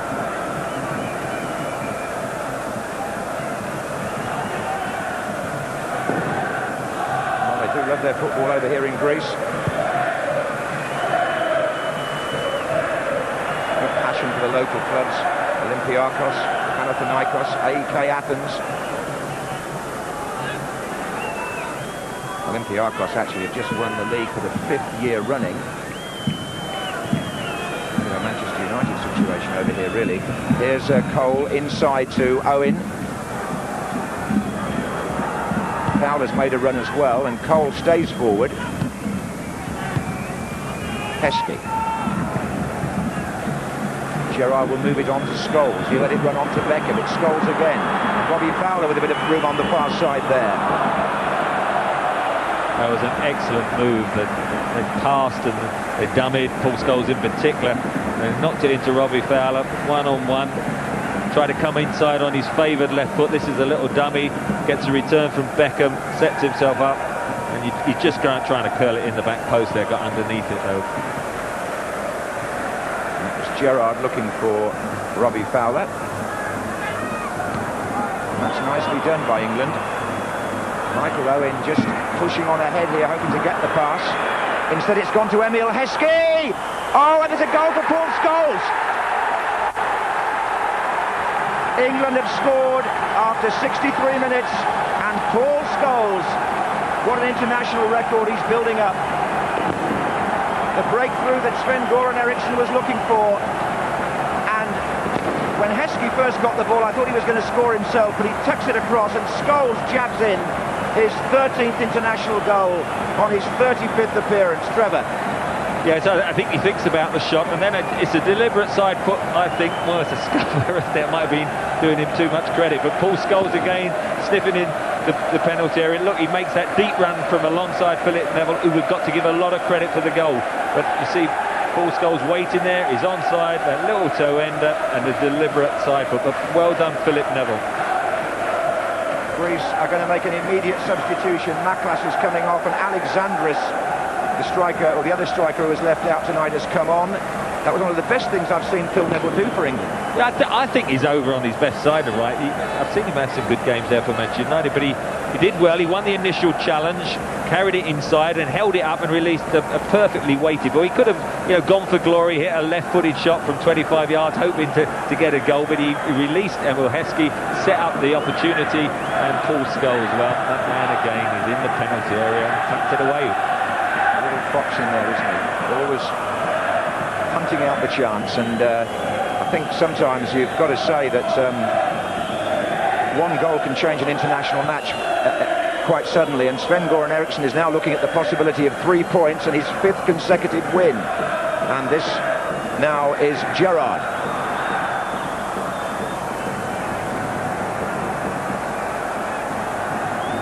Down goes Vryzas. The Greek manager didn't hesitate when that goal went in to make his 2nd change of the night.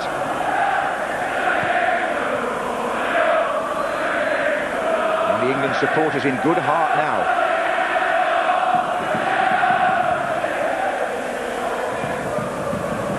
1-0 to England. Mavrogenidis for Greece.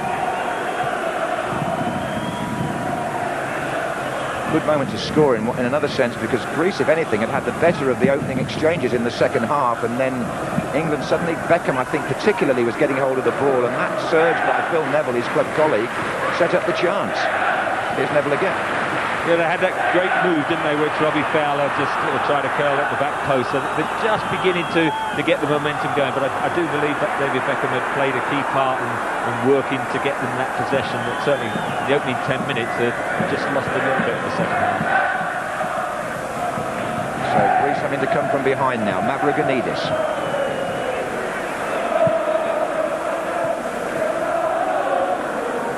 That's the man who's just come on there. Number 18, Alexis Alexandris, who plays for Panathinaikos.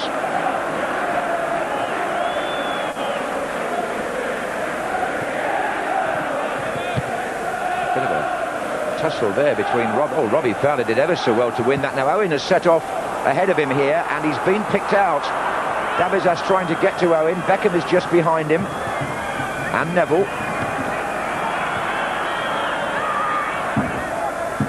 And David Beckham can't quite return that to Neville. But again, the Fowler Owen understanding, working well. And certainly this is the one where Philip Neville comes inside, and he actually just controls it almost with his stomach there.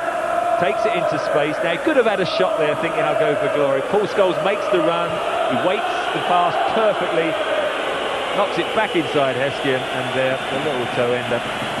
Terrific, the lead. Here comes Owen for England. Is the game going to really open up now? Because Greece will have to take a chance or two to try and pull it round. That's come off Rio Ferdinand, and then off Martin Keown, but only a momentary scare. Doesn't know what he was doing, and England here have a good position from which to work now. Scholes.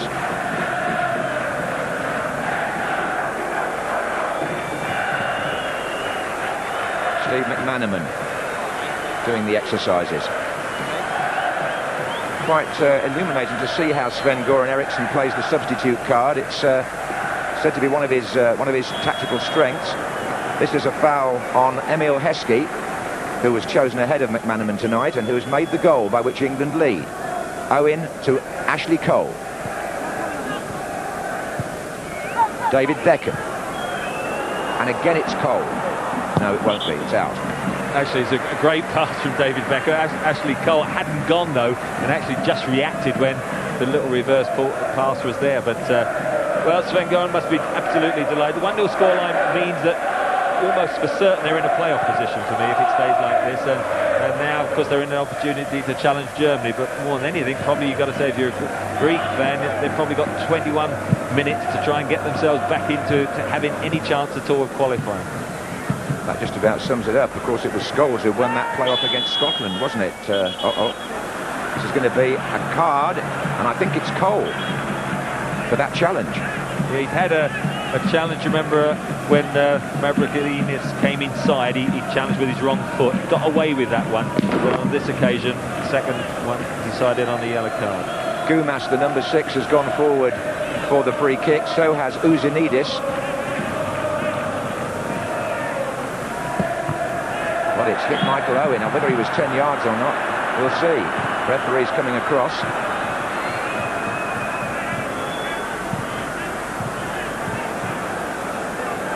It's a free kick to Greece.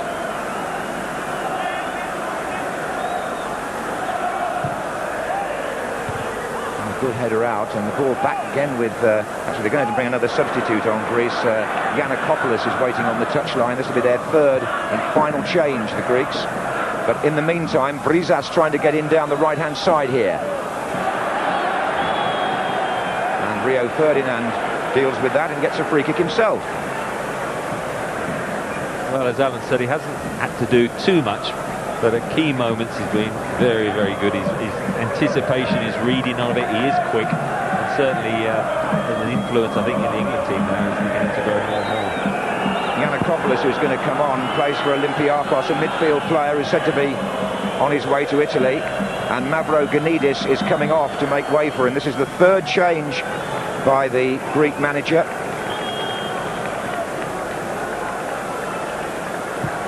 And England have yet to make one as we enter the last 20 minutes.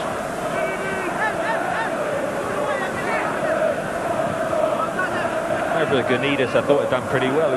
Whether it was just carrying a knock, I don't know. But Ashley Cole has played him well. Mind you, you get rid of him with his long name, and you've got Giannakopoulos. Is even longer, isn't it? I think it probably is. Yeah.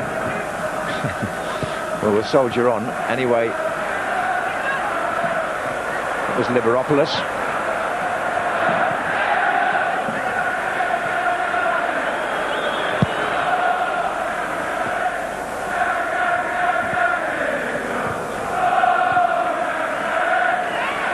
There's an attack on here for Greece. It's Giannakopoulos who's just come on, and he's gone down. Nothing given though. England supporters, I think, spotted Gary Lineker up in the studio there. There's a bit of banter going on. But down on the pitch, the important thing is England are leading by 1-0. Liberopoulos now is waiting in the centre for this cross. Oh, and the missed kick. And the chance here for the equaliser. Oh, that nearly was.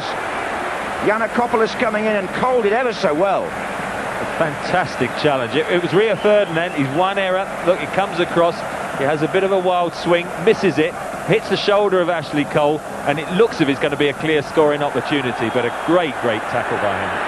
There's going to be a booking here, Trevor. Robbie Fowler was pulled down by the left back, Fyssas, as England broke away, so he's been carded.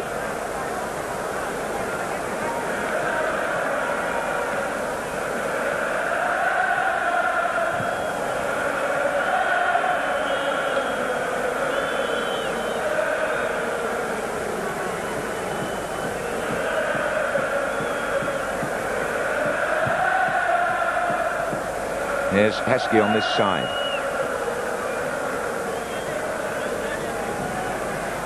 So this looks like the first England change of the evening, as Giannakopoulos, who nearly equalised a minute after coming on there, starts another Greek attack. McManaman for who, Trevor, do you think? I think Emile Heskey seems to just be labouring a bit. That would be the most obvious one. He's done his job, he's set up the chance, but he just seems to be carrying a little bit of a knock. You can see him in the bottom of the picture, so I would think it'd be just a straight swap. Zagorakis with the crossfield ball towards Fyssas, and that runs out. Steve McManaman, who has just won a Spanish championship medal with Real Madrid to add to the European Champions League medal he won last year. Something of an enigma in an England shirt, but scored in the opening match of the Euro 2000 against Portugal a year ago. And the only overseas-based player in the England party. Here's Liberopoulos for Greece. Beckham. Forward to Owen. And now Scholes, the goal scorer.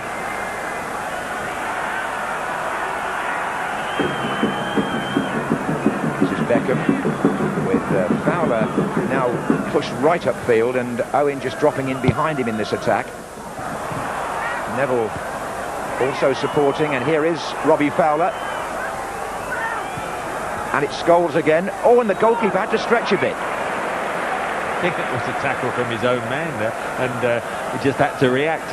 Good build-up play game. Philip Neville again working the right flank very well. Having a good second half, Neville.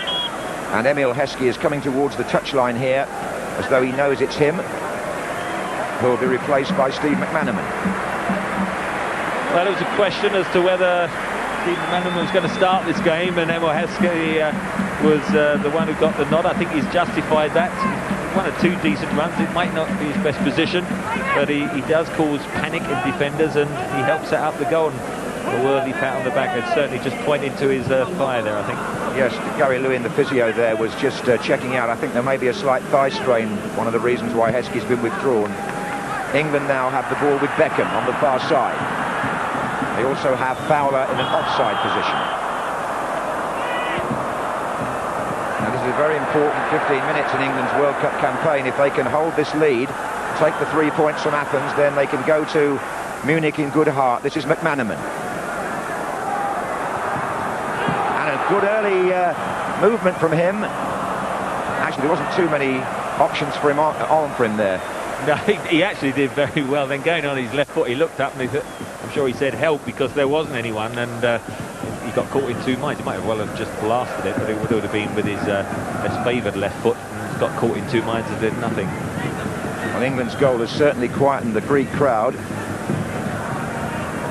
in this Olympic Stadium. It's Goumas on the ball for Greece to Giannakopoulos. Fyssas on the far side. Beckham just shutting him down a bit.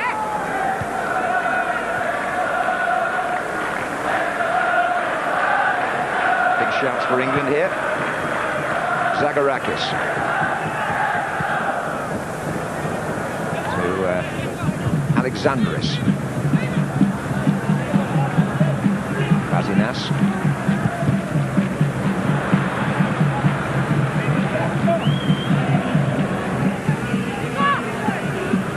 England forcing the Greeks back into their own half here.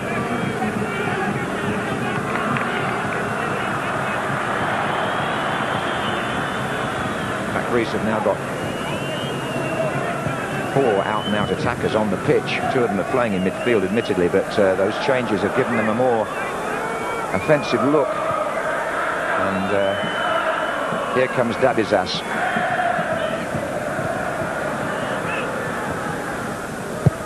Basinas with the through ball.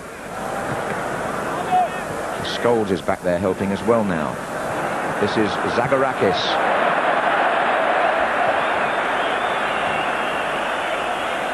I think you could say he didn't quite catch it. Even the Greek fans are not too happy at the moment with their side 1-0 down.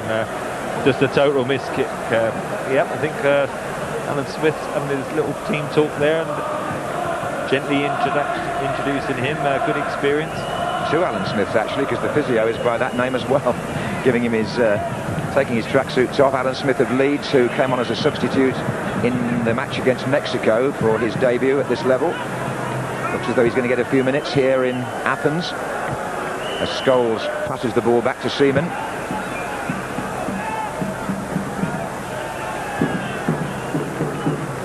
Now Giannakopoulos. Again, Alexandris is on this side for Greece, number 18.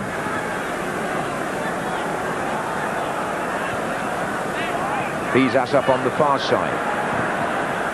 Oh, and Giannakopoulos got away! Oof, just pulled away from Cole, didn't he? Yeah, just pulled away. I've got a feeling actually Cole might have got a little touch before it actually reached him, and then it was almost a cushioned header. As you could see, just got the wrong side of him. And it's a comfortable catch then.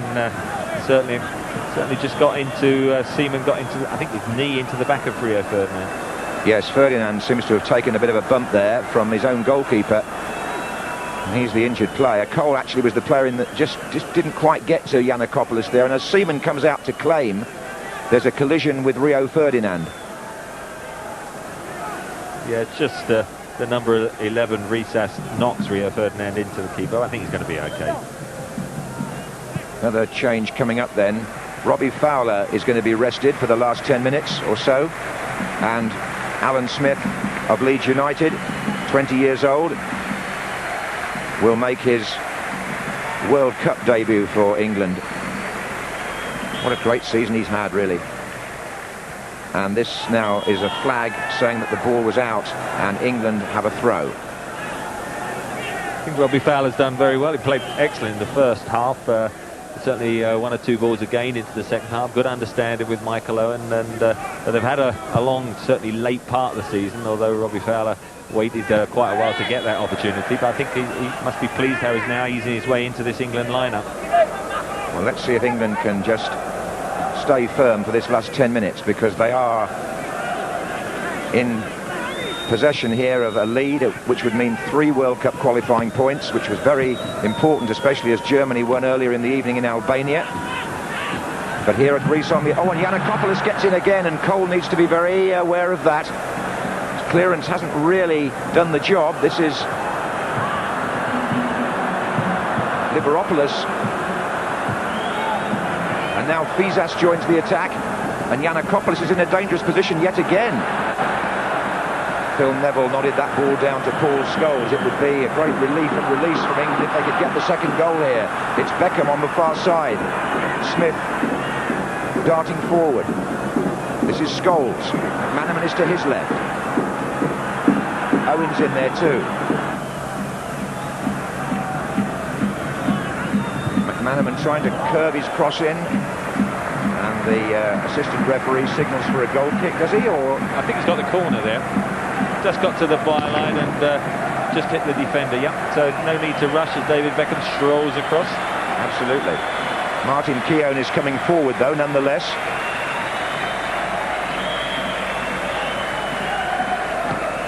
It's been played short to Cole.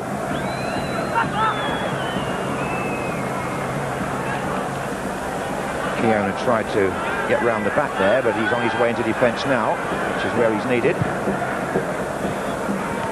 Paul Scholes intercepts. Beckham. Oh, what a pity.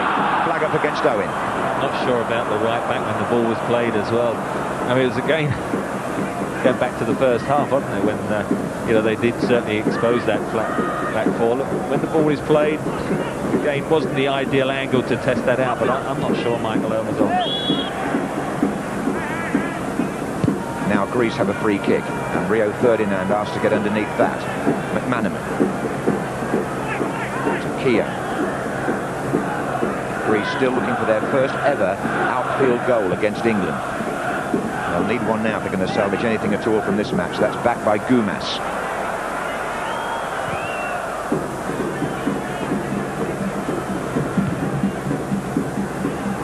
Giannakopoulos. Goumas.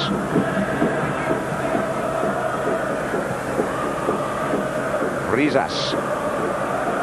England needing to be watchful here. Greece have got three waiting in the centre. They forced a corner.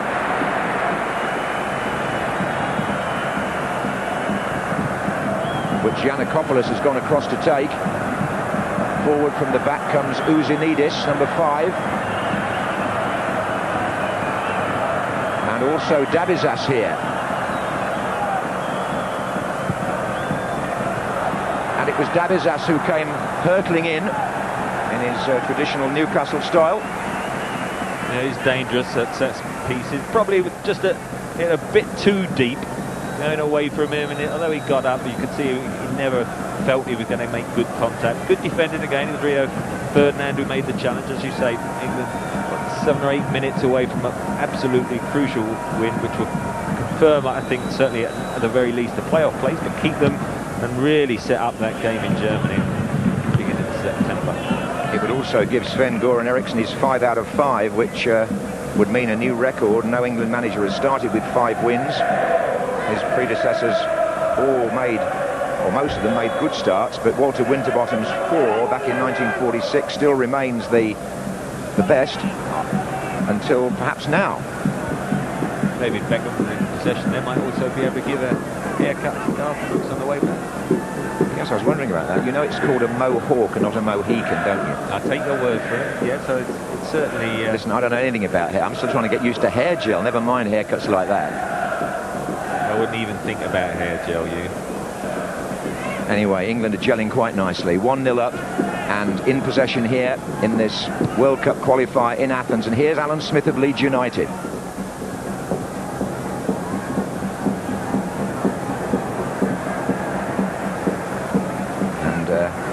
While the ball's back there, England will be perfectly happy.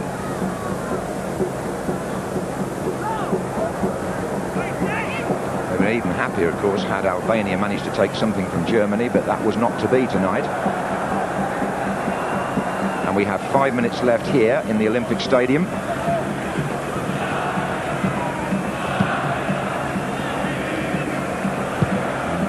Giannakopoulos whacks that right across to Fyssas on the far side. Dabizas. Smith got a good foot in there. Oh, and so too did Beckham. Owen has gone off down the centre. David Beckham running at the defence here.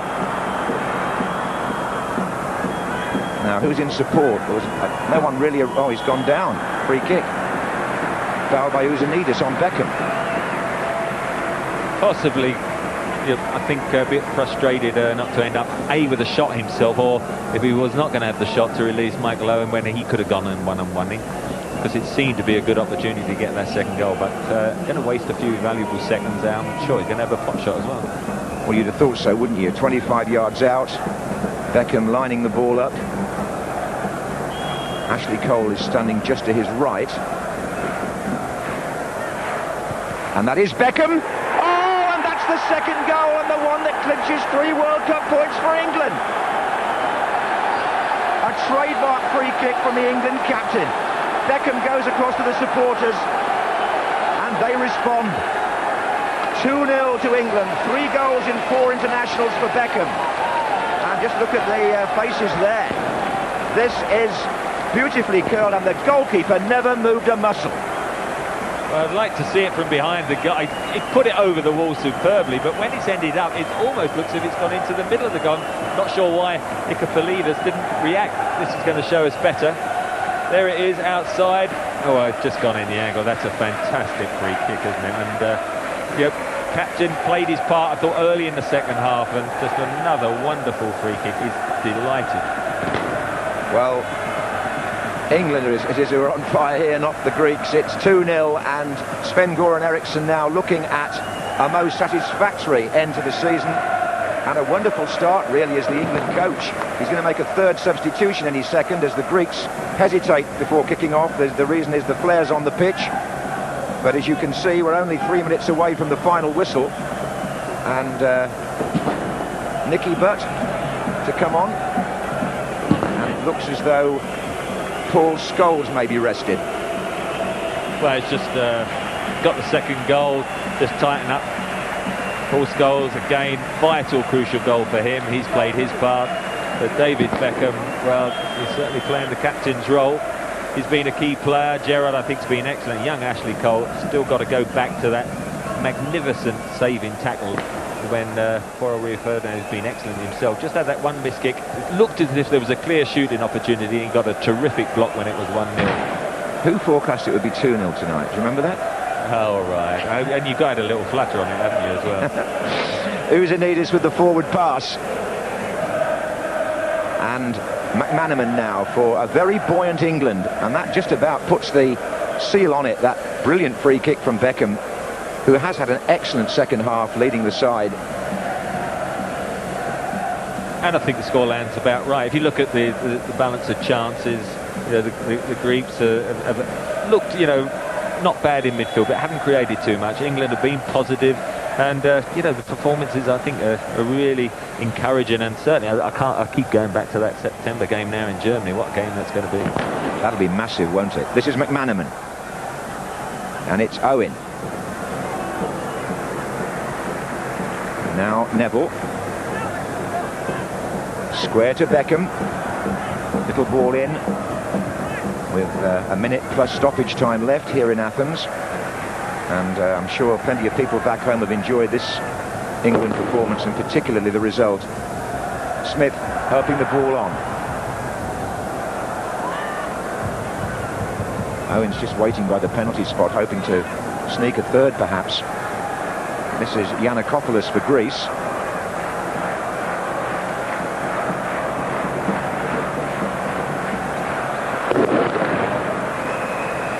McManaman. Promising run, he's got Cole to his left. Smith makes his way into the penalty area. Owen's there too.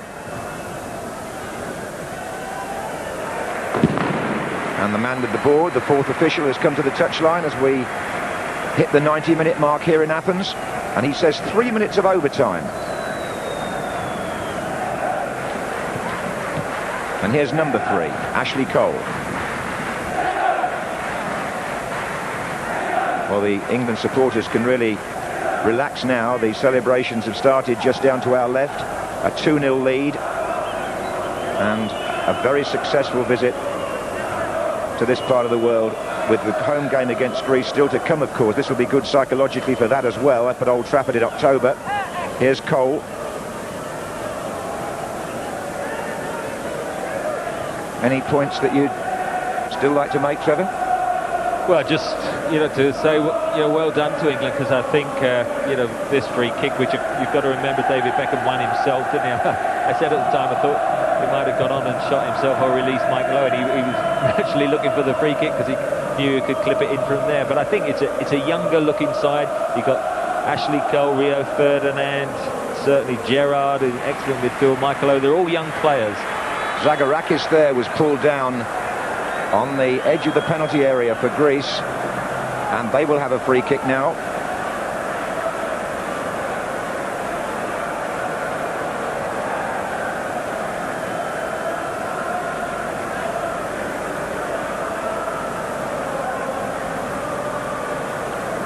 Zagorakis standing there with Basinas, who took the first one that they had from this position. Guillaume's come tearing out towards the ball.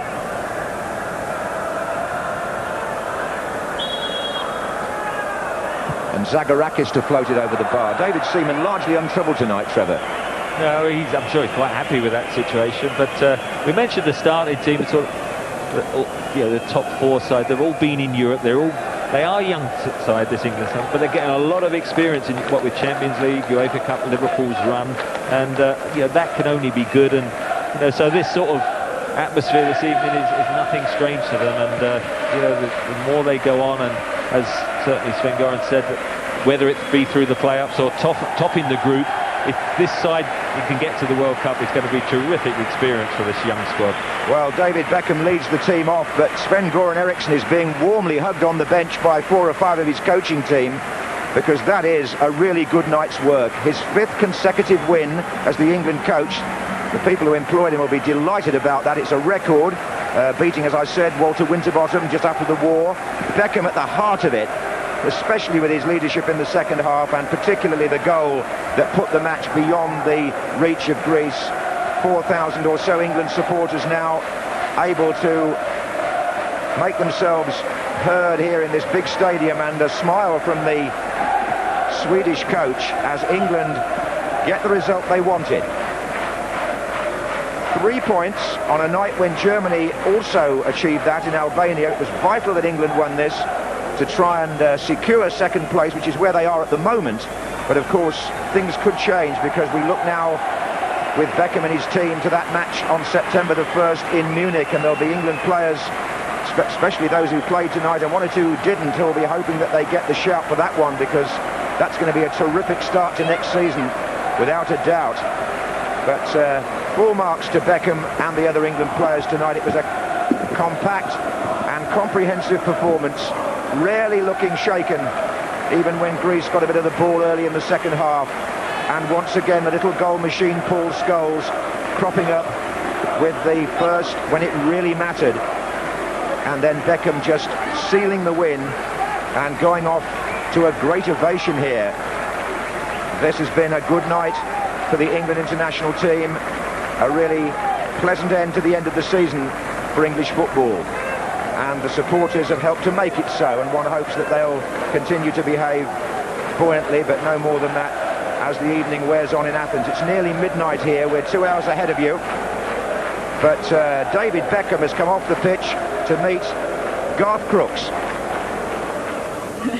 David, a captain performance, a superb Beckham special, and a wonderful victory. You must be delighted. Yeah, it was a team performance more than anything. You look from right from the back four, absolutely excellent. First half, we said if we kept it to 0-0, not giving them anything, we'd always get chances. Robbie was brilliant up front, Michael was brilliant all the way through the midfield. We worked hard, we got our chances, got the balls, got the passes. And if we play like that, Rio at the back and Martyn, we were absolutely tremendous tonight. It's a whole team performance. It's not about anyone in particular, it's just a whole team. I think the question the nation wants to know is, can we win the group from this position? Well, it just puts us in another better position. We said with the other 2 games that if we can get to 7 points, then we'll take it from there. Now we've got 3 more, and we can go on from there. It's up to us now. Paul Scholes got the other goal, of course, his 13th international goal this season. unlucky for some because I've got to have the haircut now. Yeah, of course. You know, I'll get my clippers out, and you're definitely having it. Many congratulations, well done. Cheers. Didn't know Gareth had any hair to cut, but fantastic performance. Deserved to win, played really well. I wouldn't say the Greeks are the best team in the world, but England have gone away from home and the keeper's not had a lot to do, so they've done something right. I thought they were solid, professional, they played it nicely, some great stuff at times. Deserves to score the goal, great captain's performance as well. The good thing about this England side is that you look at them and you think they can only get better, because once these players mature, it will be a very good sign. I'll have a word from you two in a moment. It's worth having a look at the Group 9 table though and see how it stands. England are back within 6 points of Germany and have that game in hand. Victory in Munich in September will keep alive hopes of automatic qualification. England need to improve their goal difference though. That will be the decider if they finish level with the Germans, who beat Albania also by 2-0 tonight. Jamie, the position's looking as it was, I suppose, before, but better because this was always a tough-looking game for England. Yeah, I think so. Now we can go to Germany and have a right go. I don't think we've got anything to fear there. You know, they obviously beat us at Wembley when we played them back then, but I think now we can have a right go at them with nothing to lose. It was better than very good, the performance tonight, without a doubt. I don't care whether I agree with Alan that I can't say that Greece were all that fantastic. It doesn't really matter. You can only beat what's in front of you. It's an important game. Just felt before the match when there was a less intimidating atmosphere than I was expecting. Felt that was good. Pitch was in excellent condition. All those things in England's favour. Having said that, they're playing away from home. It's a fantastic win, without a doubt. Is very good better than outstanding, or that was really my good? little point in the first one, which you've obviously missed. Well, I obviously got it, didn't I? No, you did. Well done. Well, it was excellent. It was really excellent. Alan, the outstanding individuals for you? Well, I thought, apart from the mistake he made, which was only a slight mistake, I thought Ferdinand was very, very good at the back, Gerrard in midfield. But I think that really it was a team performance. You know, individually they were good, but I thought collectively they were very, very strong. Ashley Cole at left back made 2 or 3 great runs down the left-hand side, 2 or 3 very important challenges as well. As I say, this team can only get better. Obviously, the harder games are still to come.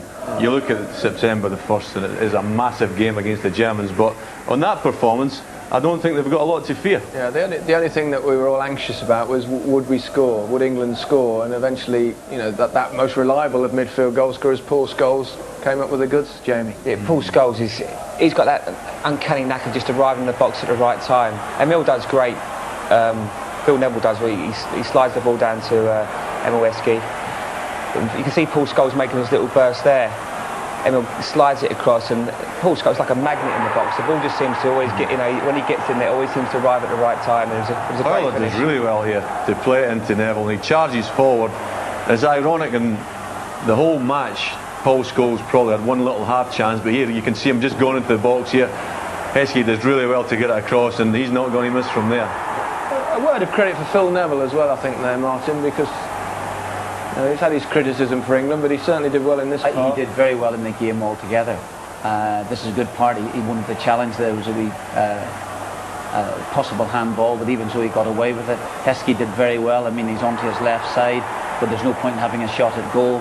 And Scholes, John Motson described him there as the little goal machine. And he's just a manager's dream. Anybody can score goals from midfield the way he has done, not only at club level but at international level.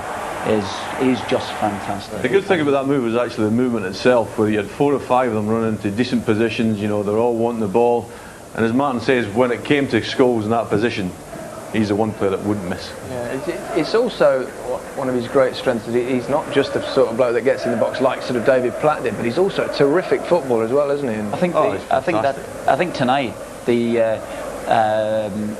just playing in front of the back four at times when England had to defend, and England the back four did very, very well indeed. Little to do, but dealt with it magnificently. But I have to say, he and Gerrard right in front to protect the back four at all times. The minute there's any sign of danger, they're back in there. And then to know that when they get forward here, that suddenly a boy's bursting from midfield to score a goal. I think Scholes is outstanding. You played against him, I mean, he's renowned for his goals, but technically is superb as well. Left foot, right foot. He has everything. I think, and today, as you've seen, Stevie Gerrard and Paul Scholes look like they've been playing 50-odd times together. They linked up, they defended together, they passed it together. They were the complete midfield, because Stevie Gerrard can sit, Paul Scholes can get in the box and score, that's all you can look for in the midfield. Even the whole team, we were looking before the start of the match at certain individuals, but you look at the defence now, you've got Ferdinand and Cole, then go to the midfield, you've got Beckham, you've got Scholes, you've got Gerrard, and then up front you've got options. Quite promising, isn't it, really? Oh, it looks all right. It looks all right. I think they've got the two main aspects of it. They've got energy in the team now.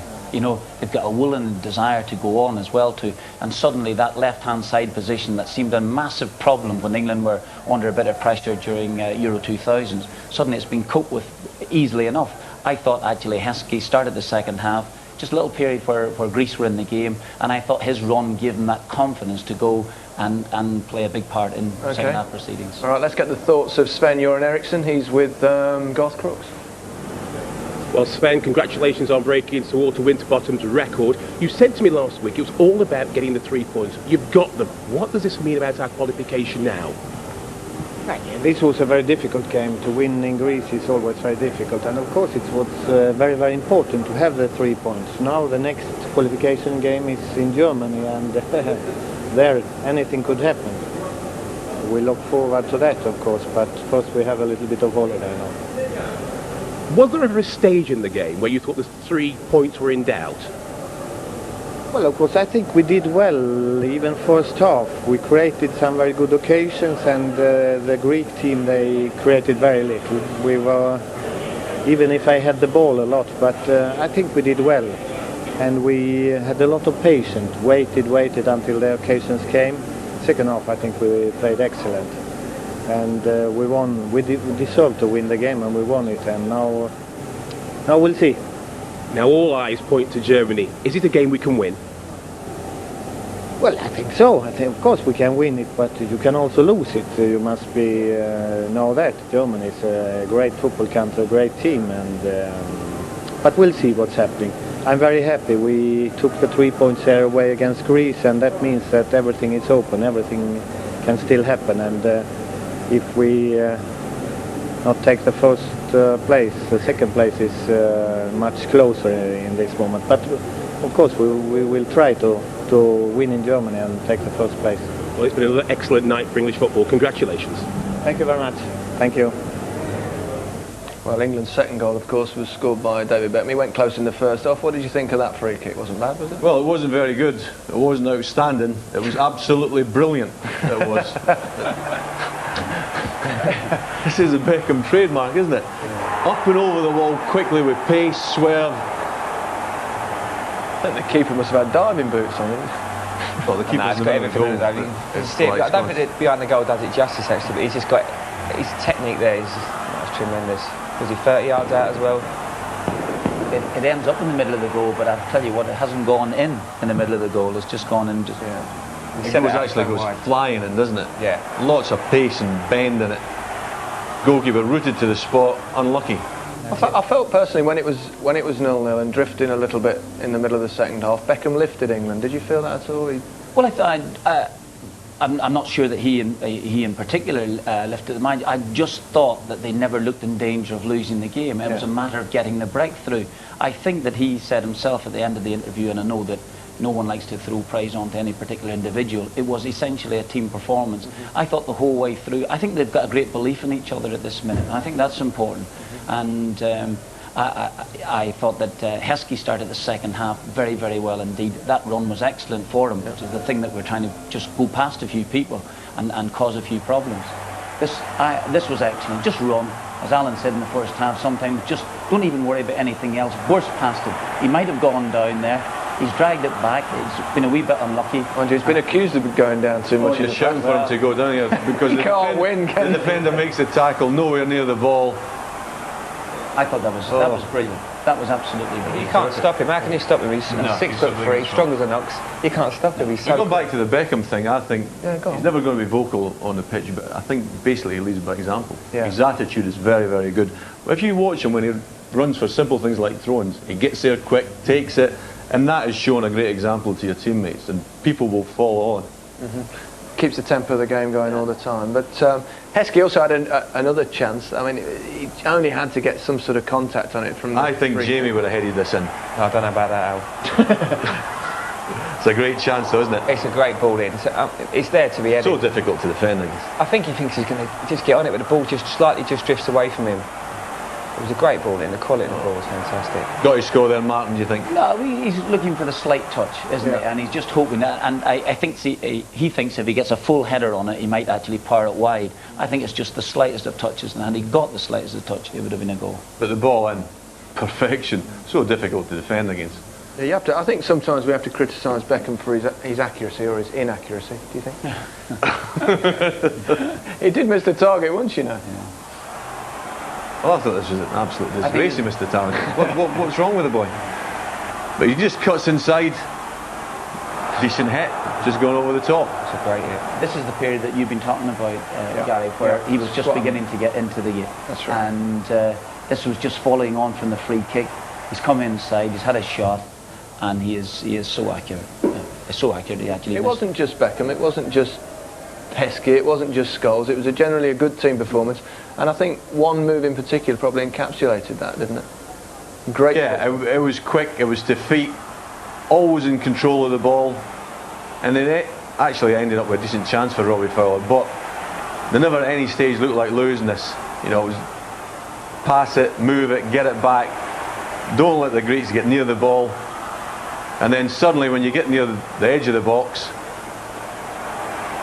Owen plays it in, always the same control of the ball, into feet. Greeks get nowhere near the ball. I think that was a good thing today. No one was afraid. Everyone wanted the ball. You never see anyone bang like this. Comes to Robbie. I think in all the players you've left, you mentioned earlier on about being good performance today. For me, Robbie Fowler was fantastic. His link-up play a few times with Michael, and people have said that they're not so good together. But I thought today they linked up so well, and Robbie's all-round play was brilliant this tonight. But I think that's a measure of the performance that we keep on mentioning individuals. We've gone about 7-8 already that have played really well. So basically, it's a team performance. Defensively as well, a clean sheet, which is. Yeah, and I'll tell you something as well too. There was a challenge just after the time that Ferdinand, I think, just made the only mistake he's made in the game, and Cole got a challenge. You're showing it right over your shoulder there, actually. It is magnificent effort. And I was concerned about him defensively, as he's improving. He's only a kid in the game, and he's got a challenge in there. He made it immediately, got across there. No concern for himself at all. Got the challenge in. But you look at Rio's performance, and for sort of 65 minutes, you thought, this is unbelievable. He looks so mature, so solid, and then one little mistake, it could have been in the back of the net, but if you make a mistake, the golden rule is make sure there's somebody there to bail you out, and Ashley Cole had a tackle to perfection yet again. Jamie, looking ahead, fancies perhaps winning the group? Big game in Germany. That's a massive game in Germany. As we said, we've got nothing to lose now. We can go over there and perform, and if you look at the way that they played today, there's no reason why we can't beat them. I don't see that. If you look at the German team, player for player, they're no better than what we've got here. It'll be a harder game than it was tonight, that's for sure. That's the guarantee. Yeah. Guys, I'm sorry Martin, we've just about run out of time. That is indeed it. Sven's done it again, he's beaten that record, but he still can't vote tomorrow, you know. Good night.